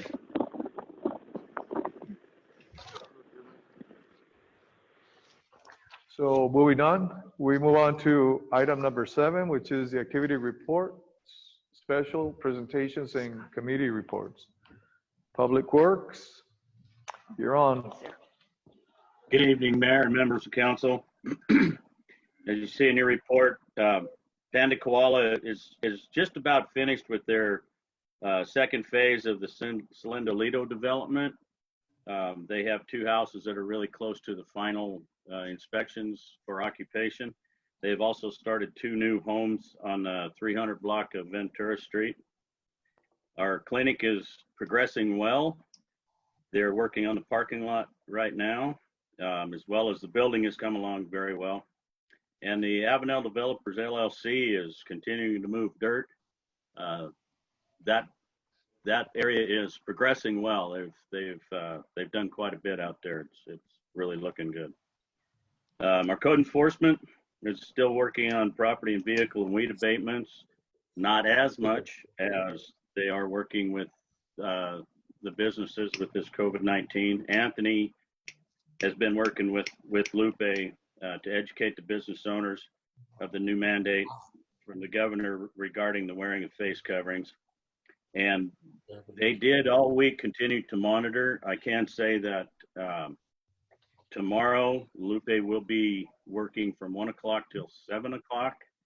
And then on Saturday, he is planning on going out 10 to noon to check on businesses. So it's a little bit rough when we only have 1 code enforcement officer to be in every store all day long. It's impossible. So we're doing the best we can. Now with this being ratified, they can start giving out the warnings or citations or whatever's going to be necessary to get the businesses to comply. Parks and landscape, we're continuing to maintain all of our landscape areas.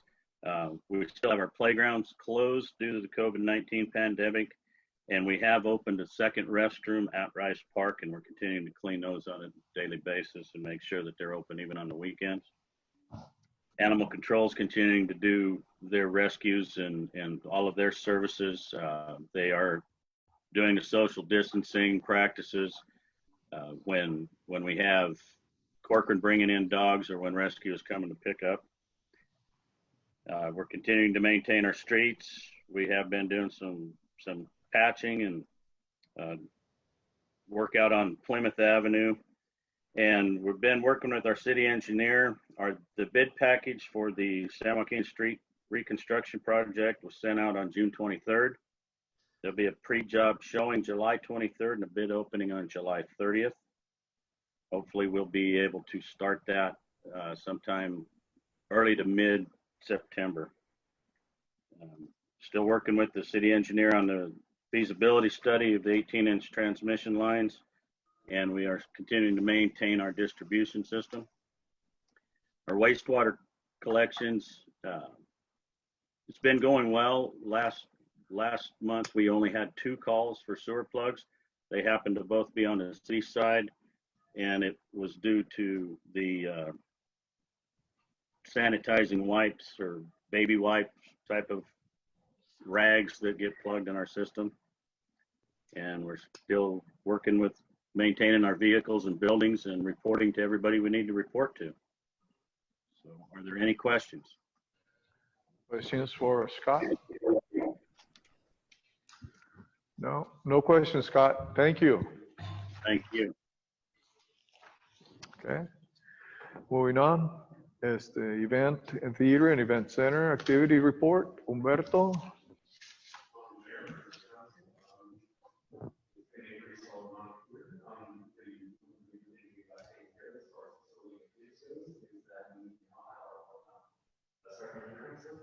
Humberto, let's see. Is anybody able to hear him besides us? No, he needs a microphone. Okay. No, you're not coming through. Okay.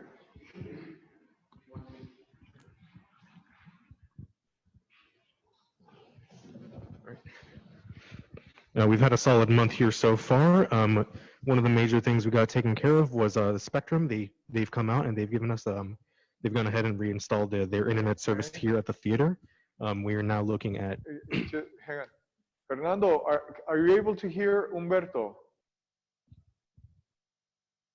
Yeah, he's coming through now. Okay. Yeah. All right, okay, there we go. you. All right, all the levels look good. So we now have our own in-house decent internet speeds here. So now we can continue hosting our city council meetings and any other meetings in the future we may need to host publicly through Facebook, through Zoom, through anything else. The day after, we took the time to reconfigure the network, so that way we have our security system up and running again. ADT, the security cameras and such.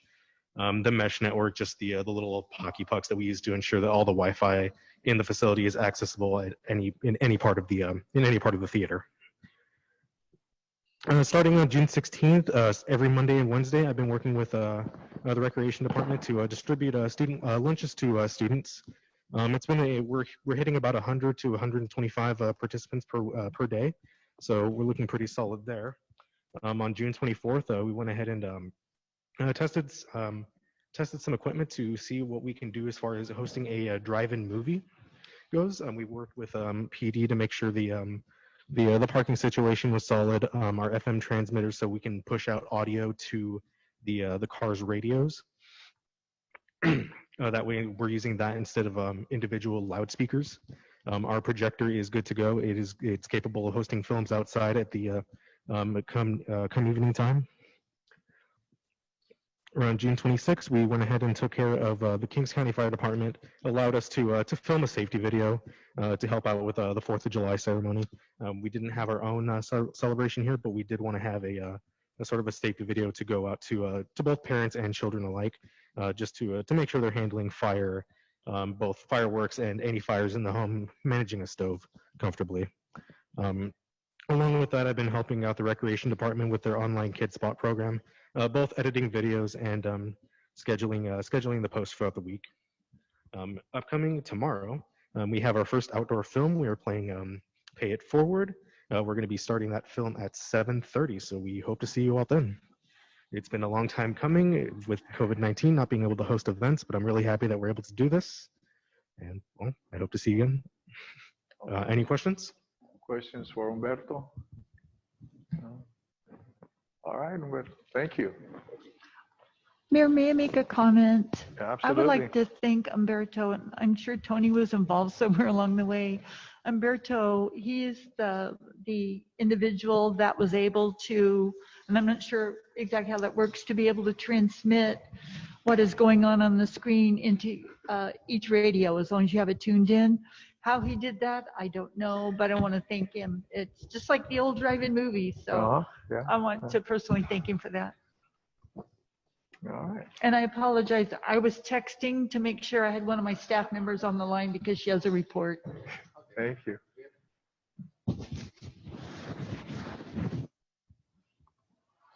All right.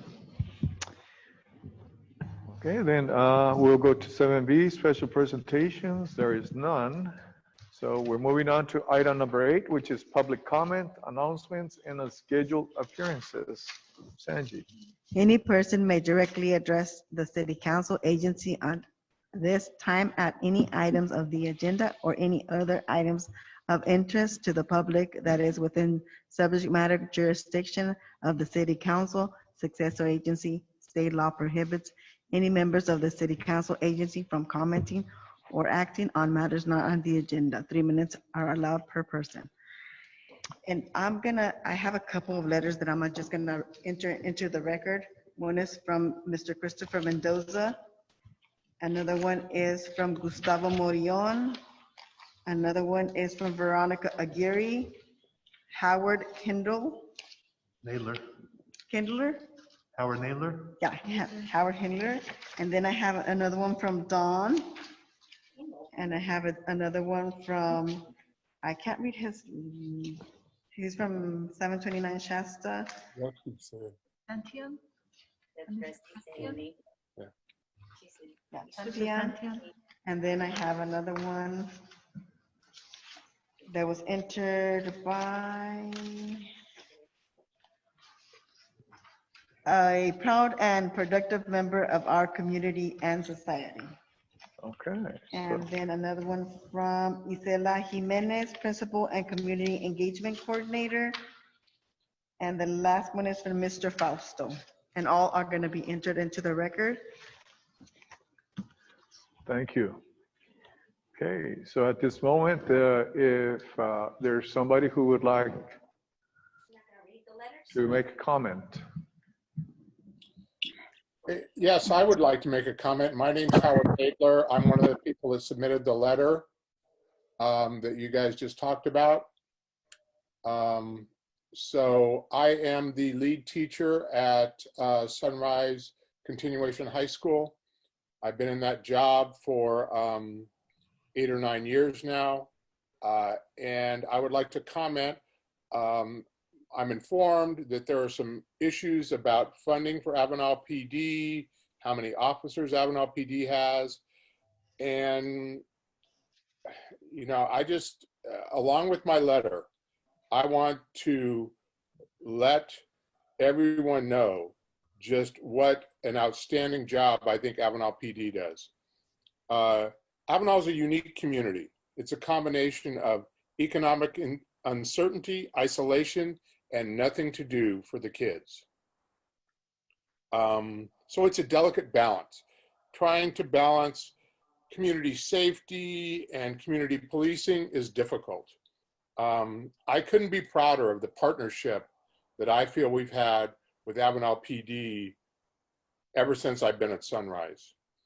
They are always available if I call. I have cell phone numbers.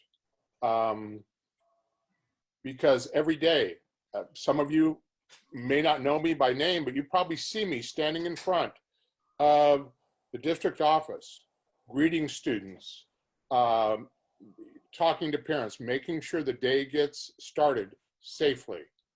I do the same thing at 3 o'clock every day when we're let out. And trust me, I've been in that park more than once to stop an altercation that was going to lead to violence.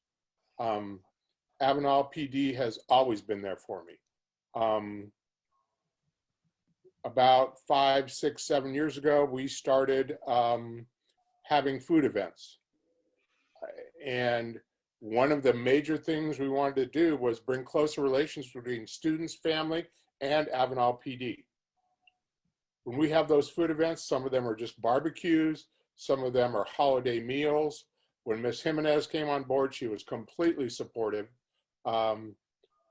Chief Stivers, you know, Officer Storm, all kinds of Avenal PD show up on a regular basis, and that has helped to break down barriers within the community. A lot of you young people in the community, no surprise, they don't trust Avenal PD, but especially in these uncertain times, to try to make any changes to what is going on is, this is not a time to try to save money. This is a difficult situation, and I really value Avenal PD there to support the schools, Sunrise Continuation High School, and myself personally. That's all I got to say. Thank you for your comment. Anybody else? Hello, can you hear me? You're loud and clear. Hi, this is Estela Jimenez, and like Mr. Nadler said, I just have a comment. I would like to read my own letter, if that's okay. Very good. We have 3 minutes. Okay, so being a lifelong Avenalian, I can say that there's a drastic difference between having a substation. When I was young, growing up, we had Kings County Sheriff Department out in Avenal, and although they did the best that they could at the time with limited resources, and Avenal Avenal was just a revolving door for officers.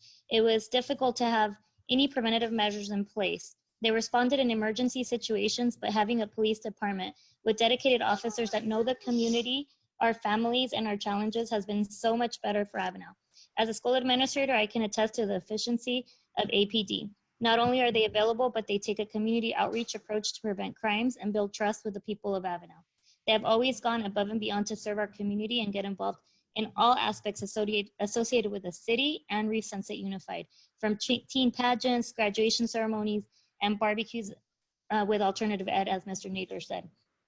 I can't speak for all departments in other cities, but I can say without a doubt that having Avenal Police Department has made a huge difference with our youth, and it is a blessing. So I just wanted to share that with you guys. Thank you. Thank you for your comment. Anybody else? Yeah, my name is Juan Ruiz. I'm the principal at Avenal High School. First, I'd like to thank the city, Rotary, and the police department for supporting us during graduation and during the parade. It was an amazing parade, and loved the way the community came together. And so I wanted to thank the city, Rotary, and the police department. And having heard some of the other comments, I believe it was about 8 years ago when we still had the sheriff, and the city made a decision to hire their own police department. And as a principal at Avenal High School, I've seen a huge difference just in discipline and crime that has happened. When I first came about 10 or 11 years ago to Avenal, discipline at the high school was out of control. There was a lot of things going on that the sheriff department was struggling to deal with. And so when the city made the decision to have their own police department, I think is one of the best decisions that they've ever made. We steadily have seen discipline and the crime and at the high school and in Avenal decline. And I think that's a huge reason is because of the police department. They have built relationships with our students. They've built relationship with the staff. Their police department, we know who they are on a personal basis because they have gone above and beyond to build those relationships. And so hearing what we just said, I believe that, and I know that if anything changes, we will start to see changes in Avenal, not for the better, but for the worse. And once again, I just want to thank the city for all the support that they've always provided us at the high school. Thank you. Thank you for your comment. Anybody else? Hi, yes, Blanca Rodriguez here, principal at Avenal Elementary School.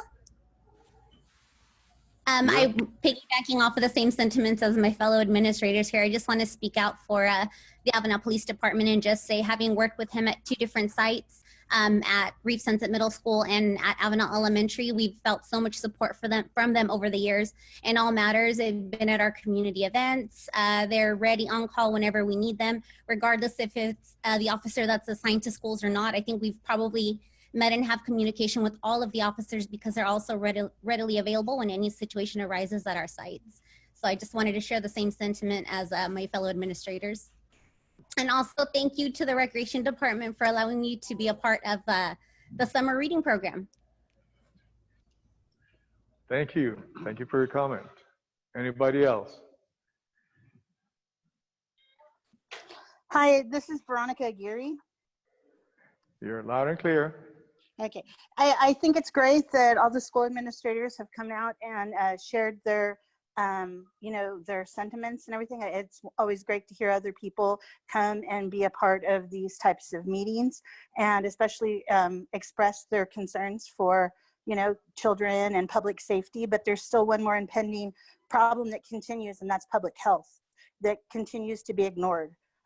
We continue to get reports in regards to the horrific smells that come from the Avenal landfill. I received a number of reports the other day of it smelling so bad that people were nauseous. I would be happy to share these reports that people get online and submit these reports constantly. And they were addressed by the Air District, and they are saying that from what they understood, we are getting trucks from Baker Commodities that are coming in with dead, rotted chickens, and they're parking on the side of Skyline. And that was the reason for the terrible smells that were coming through town yesterday morning. So I don't know if this is acceptable. Do we allow this kind of stuff? Are big trucks with disgusting, nasty, rotten truckloads of chickens, you know, are allowed to park on the side of Skyline Boulevard for hours while they go and apparently are walking down and getting tacos? I really don't know how true that is, but that's what is being said. So I really hope that as council members, you know, Public Works or anybody could continue to maybe do some of their sort of investigation and find out what exactly is going on, because you know, it's not getting any better. And I think that not only should we address issues like public safety, but you also should consider public health. And it is a nuisance to the community who can't even enjoy walking outside, you know, going for a walk, you know, exercise or anything like that. So anyways, thank you. Thank you for your comment. And just as a follow-up, that issue has been addressed by the landfill already.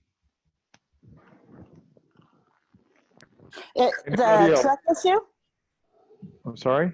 The truck issue was addressed by the landfill? Because Yes. the landfill told the Air District that that truck didn't belong, wasn't going to them. So I don't know how the landfill addressed that issue if they had told Claire, the inspector that came out from the Air District, that had nothing to do with them. So I would like more information, though. If you said that it's been addressed, that would be wonderful, so that I can close my case and I can also report it to the other agencies that have been following up with this as well. Okay, thank you. Okay, thank you. Anybody else for public comment? Yes, my name is Artemisa Leon, and I am part of the community. I'm also a parent and also a school employee, but I'm going to speak as a parent and as a community member about the Avenal Police Department.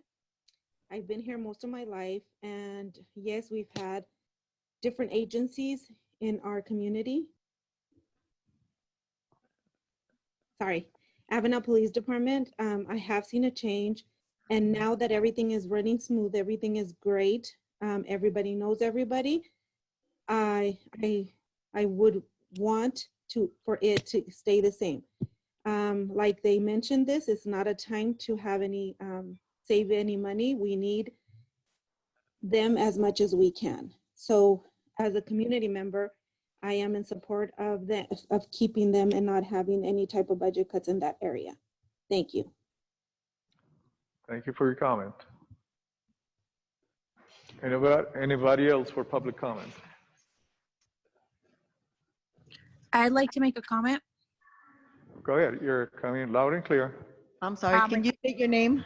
My name is Diana Enriquez, and I am also from the community. I used to coach cheer. This last year was my last year, but I coached for 12 years.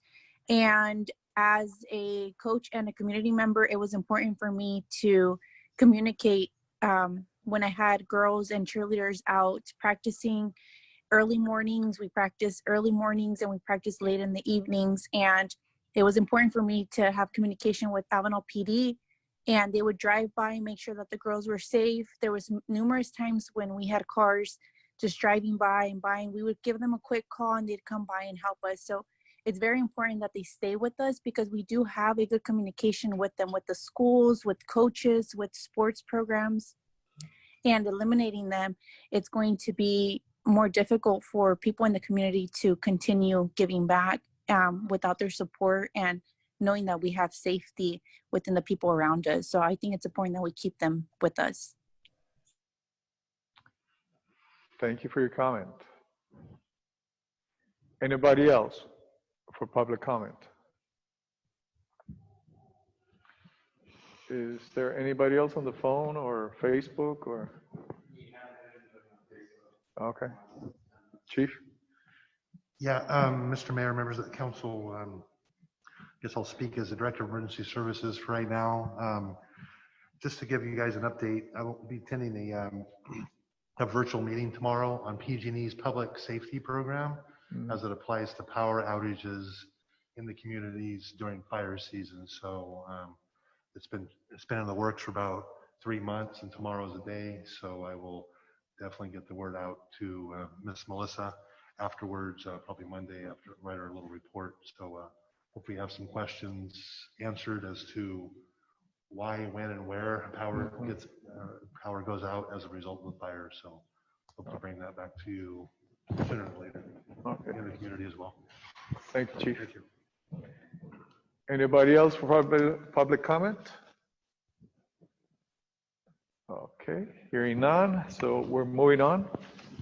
Prior to closing the public comment, the letters received, can they be read during public comment? The letters received from the public, can they be read during public comment? As stated by the city attorney, he said that I could read their name and that they were entered into the record. They will be in our minutes for the next meeting. Whoever wants a copy is more than happy. I will be more than happy to give them one. The reason why is because on the previous council meeting, there was a member of the public who addressed a letter that wasn't read, and we did, here in the council, they said if that letter is submitted before the meeting is over, it will be read. However, it wasn't, and I was asked about that. It's because we got clarification from our city attorney that we can address it as submitted by the public with their name, and it would be entered into the minutes as a public record. Okay. Yeah, and it is noted as an exhibit in the minutes. There were, I believe, 3 different pieces of correspondence. Okay. Okay. And if I can clarify, if a particular individual wants to read their own letter or someone else's letter and they show up to do it, they can. But if they want to submit a letter, the only requirements are that that it get to the council members via the agenda process, and that you note in the record that the particular individual has submitted a letter. But that's all that's required. So as you can imagine, if on some subjects you get a lot of letters, and so reading them all into the record isn't necessarily, it's certainly not required, and it's not necessarily appropriate. Thank you, Mr. Attorney. Hey, you're welcome. I'll mute myself again here. Yes, sir. So we're moving on to item number 9, which is public hearing. Continued joint hearing of the City of Avenal Successor Agency, RDA, Trust Obligations Fund, Public Finance Authority. Yeah. Here, members of council, at the June 25th, 2020 City Council meeting, there was a discussion, which these discussions actually took place during the workshop 1 and 2, that there are, because of COVID and basically mainly because of COVID, there are just a couple of financial uncertainties going forward into the new fiscal year. At that time, staff recommended that the council adopt operating budgets because we are required to have a budget in place by July 1st of each year. And that would be for the city, successor agency, RDA, debt obligation, and the Public Financing Authority. And what we had stated is that we will monitor over the next couple of months to see where the finances are, what we hear from the state, what we hear from the county. And somewhere in probably September, we will then review the budgets again to kind of see where we are. Again, that being the first quarter. And we could open up a public hearing again at that time. Otherwise, we'd be continuing over and over and over again. We would get the financial updates during those meetings or that meeting. As of today, there are no new updates that we're aware of, only that there is CARES Act funds available for local government. We submitted our application. This does have to do with the budget, so if you'll allow me. we did submit that application, which opens up us to be able to seek reimbursement only for allowable expenses. So that would be the only new update that we have. So our recommendation, staff's recommendation, is to open the public hearing for comments and then to request motion to close the public hearing. We would reschedule a subsequent public hearing if, in fact, we do go ahead with a review the first quarter. Very good. So at this moment, we're opening the public hearing for the city budget. Anybody who would like to comment?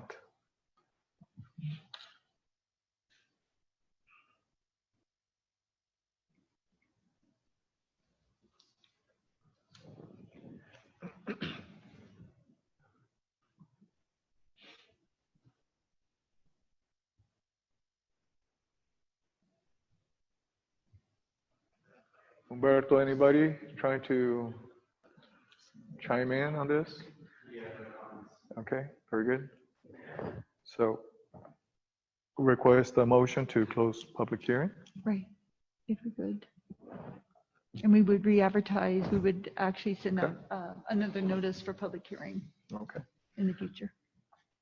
So we request a motion to close hearing and bring it back Yes, at the appropriate time. at the appropriate time, excuse me. Is there a motion on this? I will go ahead and make the motion. Okay, we have a first. Is there a second? Okay, we have first and second. Roll call, Councilman please. Hernandez, Councilman Ramirez, Aye. Councilman Preciado, Yes. Mayor Ovalle. Aye. 4-1 absent. Very good. So we're moving on to item number 10, old business. Consider second reading and adoption of ordinance 2020-4. Ordinance proposed changes to Avenal zoning ordinance. Yes, thank you, Honorable Mayor, members of the council. This is Fernando Santillan speaking, Community Development Director for the City of Avenal. And as you may recall, on June 25th at the last council meeting, the City Council voted to introduce this ordinance and waive the first reading, which would amend our current zoning ordinance to add language to make it easier to enforce our RV and trailer parking rules in residential areas. And it would also add language regarding the hours and the distances that cars must be moved in order to be in compliance with the zoning ordinance. At this time, staff recommends that the council make the following findings in the staff report and waive the second reading and adopt the attached ordinance.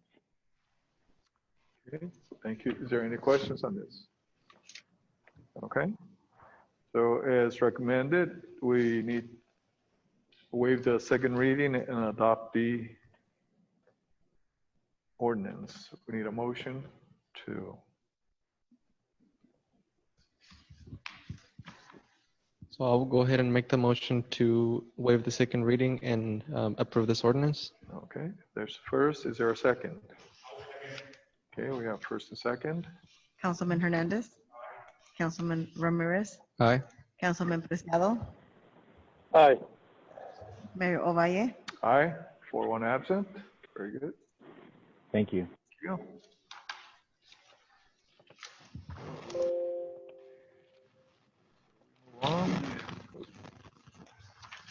Okay, 10B, consider extending local emergency declared on March 24th, 2020. Yes, Mayor, members of council, at the June 25th meeting, I thought that the 21 days and then extension of another 21 days would take us into August. I miscalculated, so I'm asking that the council consider extending for 21 days, an additional 21 days, the local emergency, and that the local emergency still exists. And this is required at each meeting. So I ask that council consider extending. Okay. Is there questions on this? And so would it be for 42 days or is it It's for a total of 42 days. Yeah, I fell a little short from the last meeting. Is there a motion? So I'll go ahead and make the motion to reaffirm the local emergency. Okay, very good. Is there a second? I'll second that motion. Okay. Okay. Okay. Councilman Hernandez? Councilman Ramirez? Aye. Councilman Preciado? Aye. Mayor Ovalle? Aye. 4-1 absent. Okay. It's been extended. Okay. So we move on to item number 11, new business. A, consider SB1 project list for road maintenance and rehabilitation accounting funding, the Road Repair and Accountability Act of 2017. Good evening again, Mayor and council members.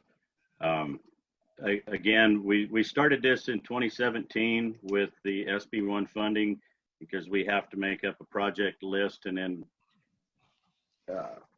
get it approved by city council by resolution. It's the time of year that we have to report this again, and thanks to Don for putting this together.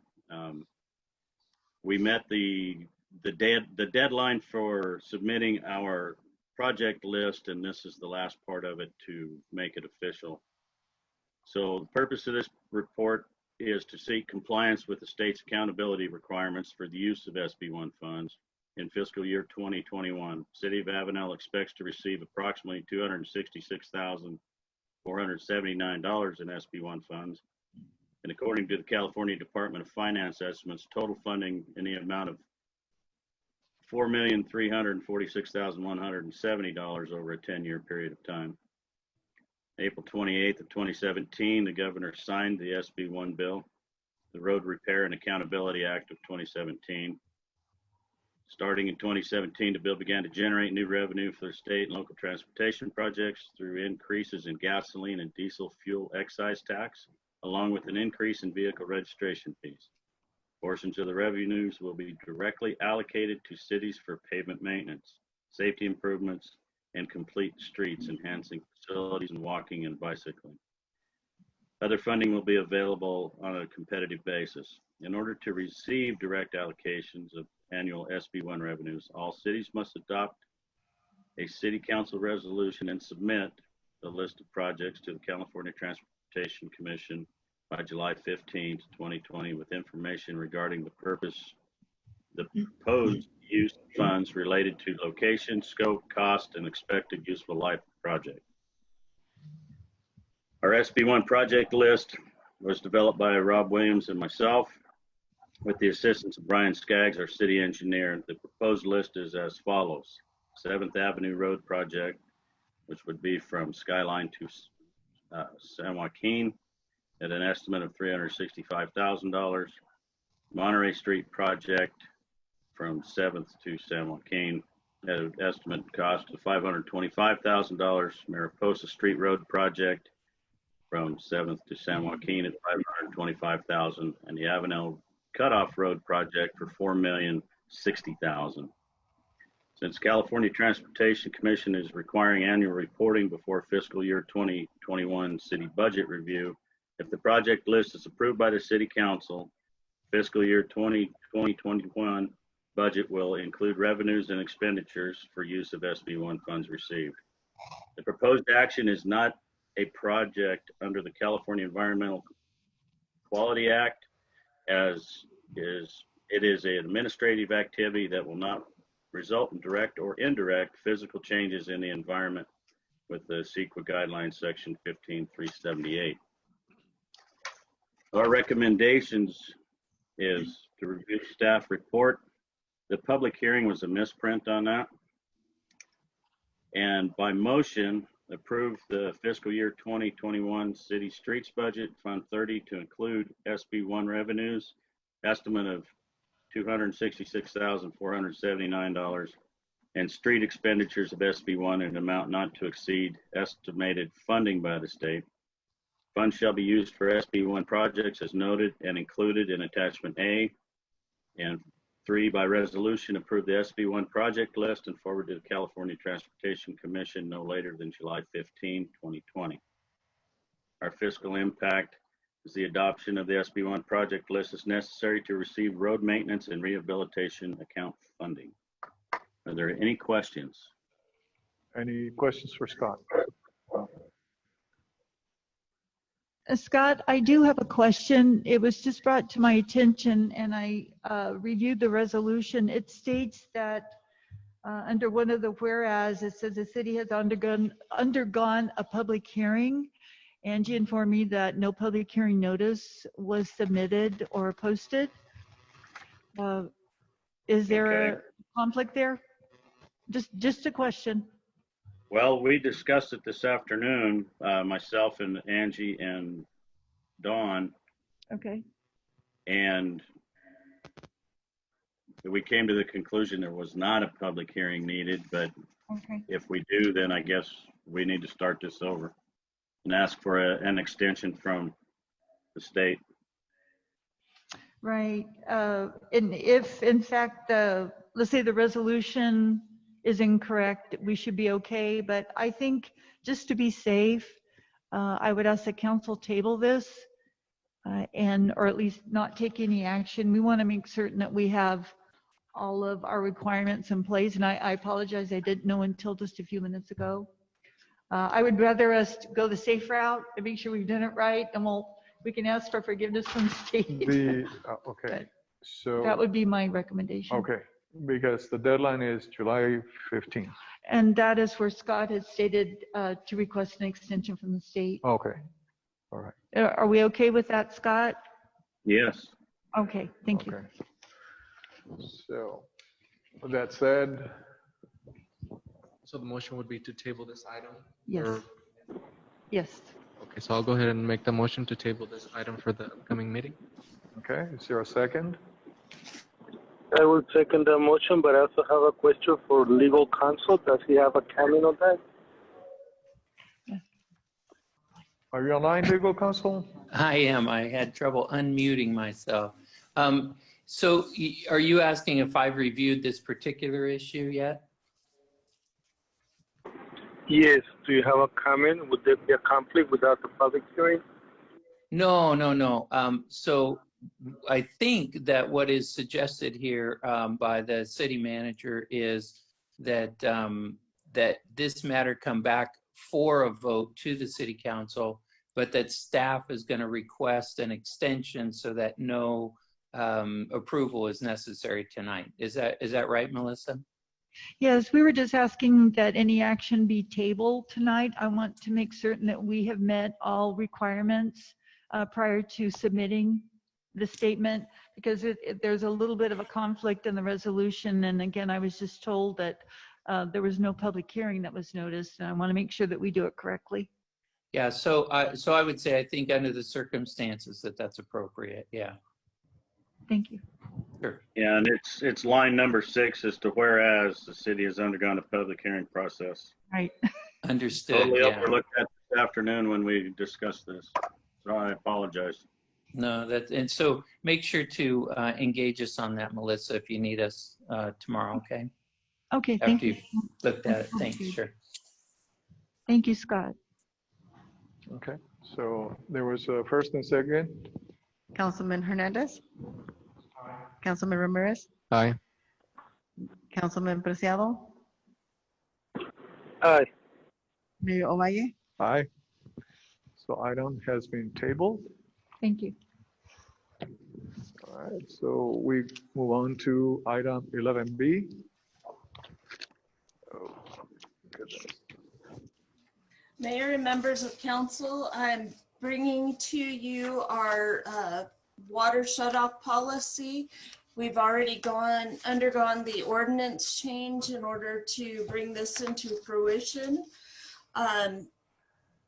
With this ordinance and the shutoff policy, if there was one benefit of COVID-19, it was the fact that the governor's executive order required that no shutoffs are done until the declaration of emergency has lapsed.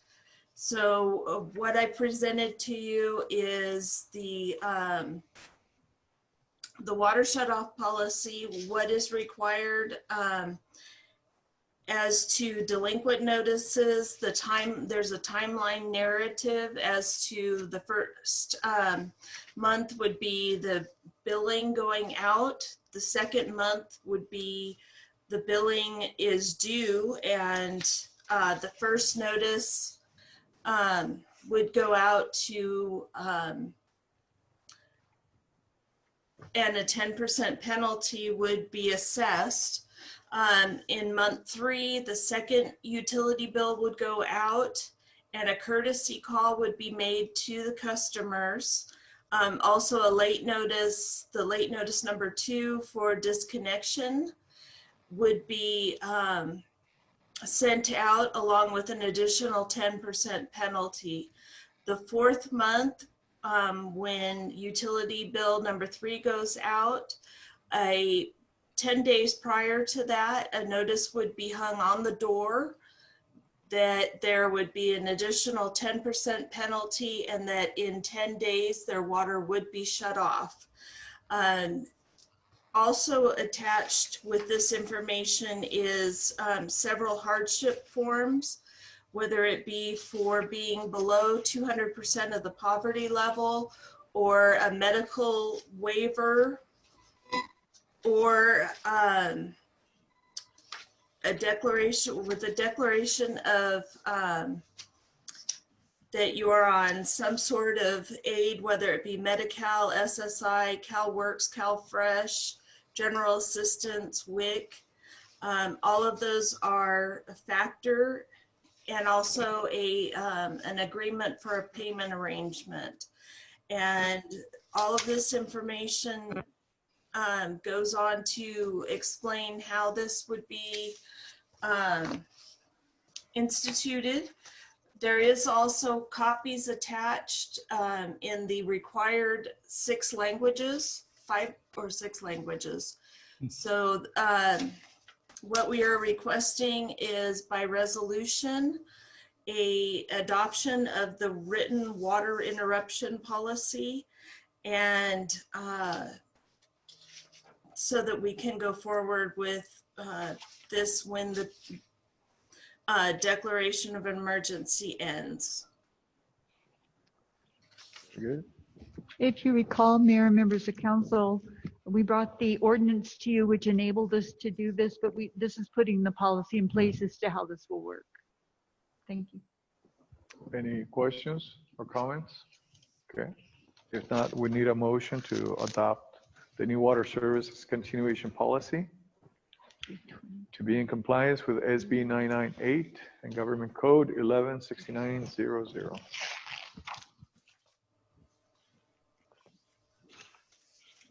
Is there a motion? I will go ahead and make the motion. Okay. First, is there a second? Okay, first and second, roll call, please. Councilman Hernandez. Councilman Ramirez. Aye. Councilman Preciado.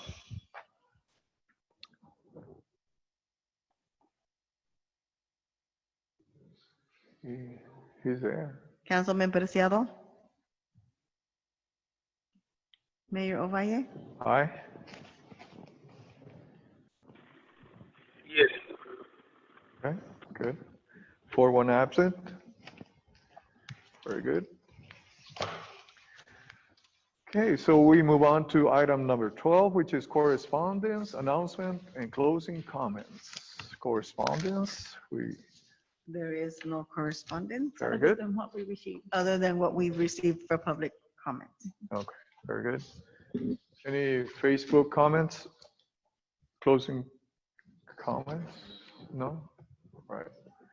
Closing comments, Mr. Hernandez? We held a monthly distribution yesterday, Wednesday. We catered to 175 community members. Grateful day. I would like to thank the police department for patrolling. I also like to thank Public Works and city personnel for helping out on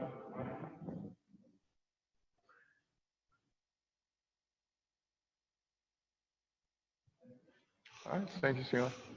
Closing comments, Mr. Ramirez? Yeah, so I just wanted to touch base on the importance of using a face mask. It's very important. As you guys know, there was an ordinance passed today, which enables the city and staff to enforce the use of face masks. I do encourage the community to report any kind of violations to this, because it is a serious issue. And then I would like to following due procedure, I would like to ask the mayor if he would consider to put on the agenda. To amend the resolution that was passed regarding the face mask, if non-compliance is observed, to increase the penalty amount. Okay. To add that as an item for the next agenda. Okay. That being the emergency ordinance? Say that again? The violation amount? Yes, to the recently passed ordinance. I will speak to the attorney as to how we can make that happen if that is the desire of council. Okay, go ahead and just. Okay. Okay, and then I would like for the mayor to also consider another item for the agenda, which is for council. As this year is very impactful in a lot of ways. I would like for council to consider, for the mayor to consider, for us to receive reports of every departments to monitor. There's a lot of things that can be monitored, which is amount of employees, total payroll per month, productivity report, cost versus impact. Just to analyze all departments and see where they are with spending. We do have to be very conservative with the funds that we have this year. So I think that would be important just for council to, evaluate and consider and see if there's any changes that need to be made. You know what, I think I understand what you're asking for, but let me ask the ones that are in the finances, what will it take to undertake such an item? Okay, so. Can this be considered for the next agenda? As a discussion item? Just as a discussion item, just to bring a report with a few of the things mentioned, and just so we can see our spending, cost versus impact, particularly. Well, it seems like it's a very. It's a broad. It's a broad. Brush, but I think okay. it is. So that's why I'm like, you know what? I mean,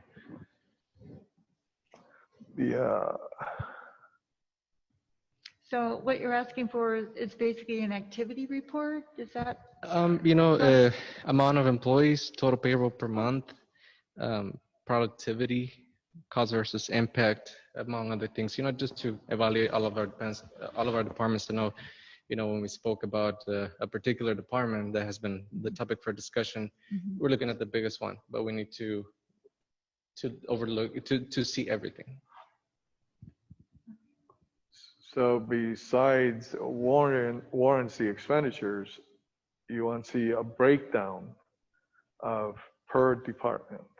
Yeah, I think it would be helpful to see, on a monthly basis, how much each department is using, and we do have an operating budget in place, which this will go hand in hand for council to review as well. Okay, Chief. Would you like to see that breakdown of their own monthly report? Like I monthly report for June or July. Would you like to see a little? It could be done there, or I know that, like you said, it's a broad, it's a lengthy thing, to revise basically each department in the city. So it can be a separate report or included in the monthly one, just for purpose of council to review the departments and see whether funds are being spent properly.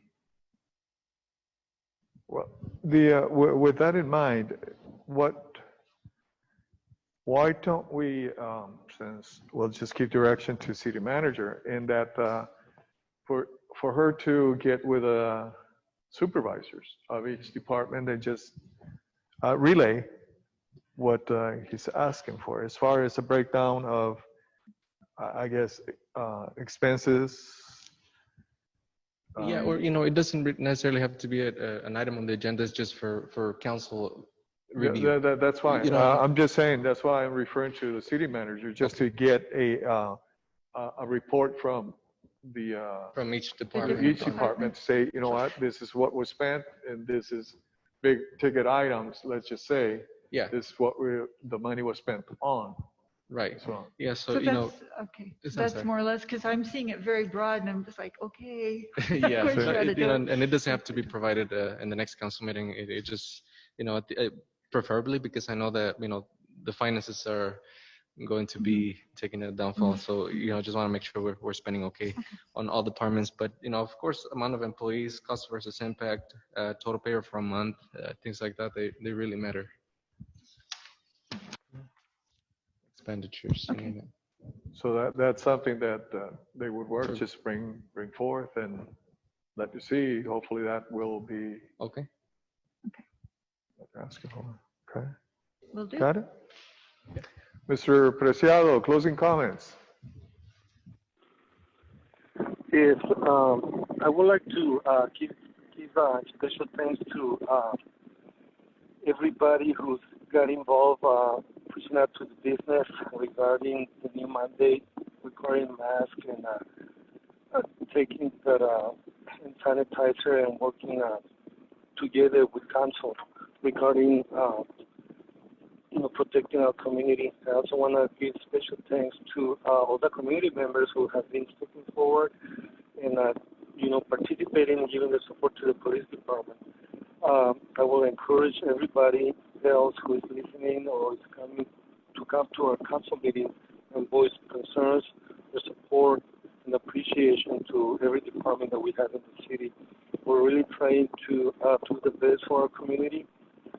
And, times they believe we don't listen. We don't listen to their requests. We don't listen to their concerns. But I just want to tell them that, City Hall and doors are open to come with any concern. I also would like to ask Mayor and Council to consider adding an item on the agenda for the next one. We've been trying to get the study session and if necessary an action item on the agenda regarding bylaws, regarding reorganization of council. I believe it's necessary. Community is asking what are the steps, and fortunately, we asked a couple of times and haven't been placed on the agenda.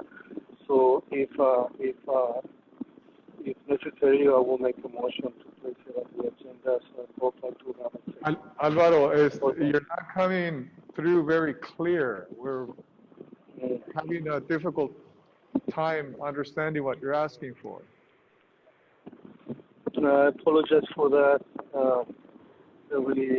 My phone is not giving me good reception. You're breaking up.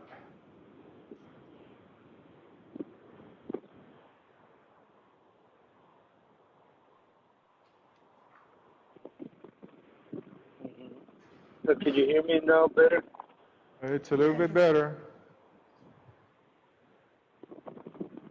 Is that better? Can you hear me better now? Yes, sir. Yes. Go ahead. Well, I just want to give special thanks to city staff, Fernando, Luke Chavez, and Anthony Lopez for doing their best, reaching out to the business regarding mandates from the state and the last city emergency ordinance. I hope that the business and the community understands how critical it is to wear a mask and use safe distance and sanitize themselves. I also want to thank the community who stepped forward and is participating over the phone or Zoom, and the ones that are participating and give the support to the police department. I encourage everybody to come to our meetings and give the support to every department. Every department is really trying to do their best: public works, recreation, code enforcement, and planning. Also, I want to give a special thanks to the Planning Commission for really helping City Council with their ordinance that they're kind of bringing out to us. But also, I would like to request an item on the agenda. We've been talking regarding study session, regarding bylaws, regarding reorganization. But the last couple of meetings we have requested it, but we haven't really got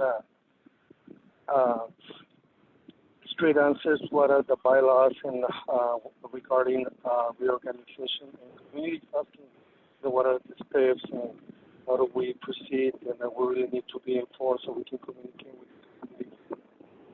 So I would like to, if necessary, make a motion to have consensus of council if they would like to see that on the agenda.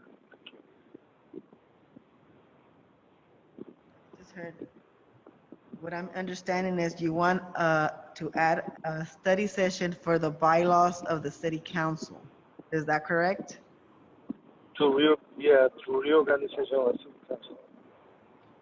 For reorganization, is that?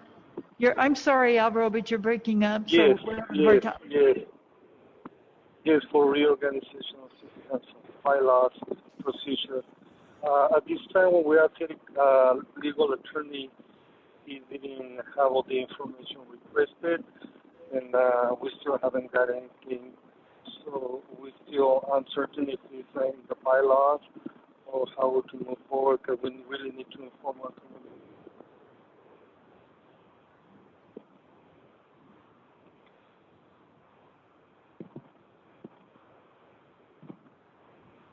So was that a motion? We good? And what was the okay? And what was the motion for again? To bring forth the bylaws to Reorganization, I believe. That's what I understand. I'm only Is, hearing is parts. that is that what the motion was for, Councilman Priscilla? Study session. For a study session? Yes. Okay. This is Mike Schulte, and if I may, first off, council member, I apologize. I know last council meeting I said I'm happy to produce a letter regarding the bylaws. I've done a little bit of research, and there isn't much to the city's bylaws, so I'm still trying to get information. I talked with Melissa maybe Tuesday or Wednesday of this week about getting documentation, and I just wasn't able to put anything together for tonight. But I will say, with regard to this, if there's a discussion or the council wants to have a discussion or even a study session, first off, it doesn't require a motion. You just put it on the agenda if there's a desire to put it on the agenda. But then secondarily, if this is about reorganizing, I'm not sure I understand that correctly, but the way the council is organized, we could address that in a study session, but we could explain kind of how elections work and how the Brown Act works and how all that works. Is if you're talking about having a study session about reorganizing the council, we would certainly be able to address it during that study session, but it's complicated, and certainly we'd participate in that. So I guess what I'm saying is this: if you want to have a study session, fine. You don't even need a motion to do a study session. But reorganizing the city council takes more than just a motion and a council vote. The council itself can't really reorganize itself. That's not the way it works. So, but we can certainly participate in that meeting.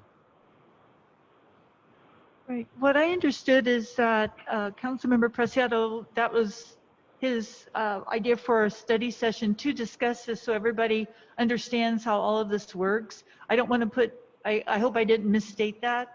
That's what I understood. We can certainly, if it's the majority of council would like, we can add it as a study session item in August.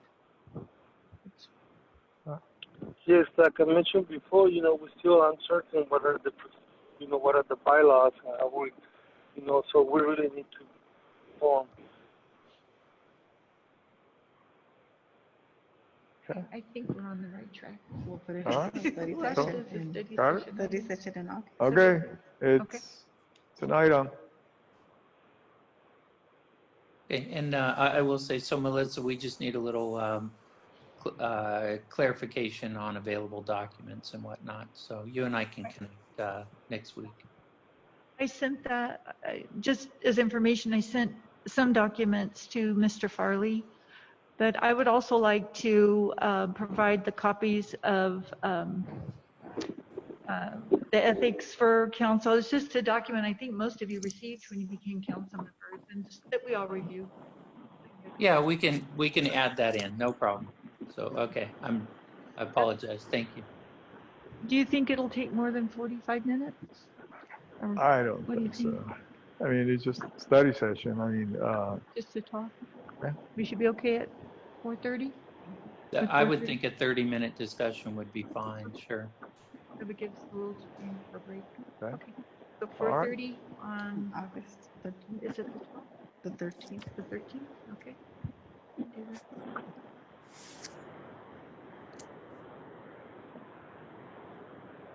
Okay. So moving on. City manager, closing comments. All I have is the drive-in. I'm looking forward to tomorrow. Amen to that. Yeah, popcorn. Things are going as normal, smoothly. Awesome. City clerk, closing comments. Nothing to. Since you're here, chief, closing comments. Awesome. Well, all I can say is, you know what, and it's been said before, this COVID-19 is very real. I've had relatives already who have lost loved ones to that. So my choice is to wear a mask. That way I'll protect myself, protect others, as well as my loved ones. So just stay safe. Meeting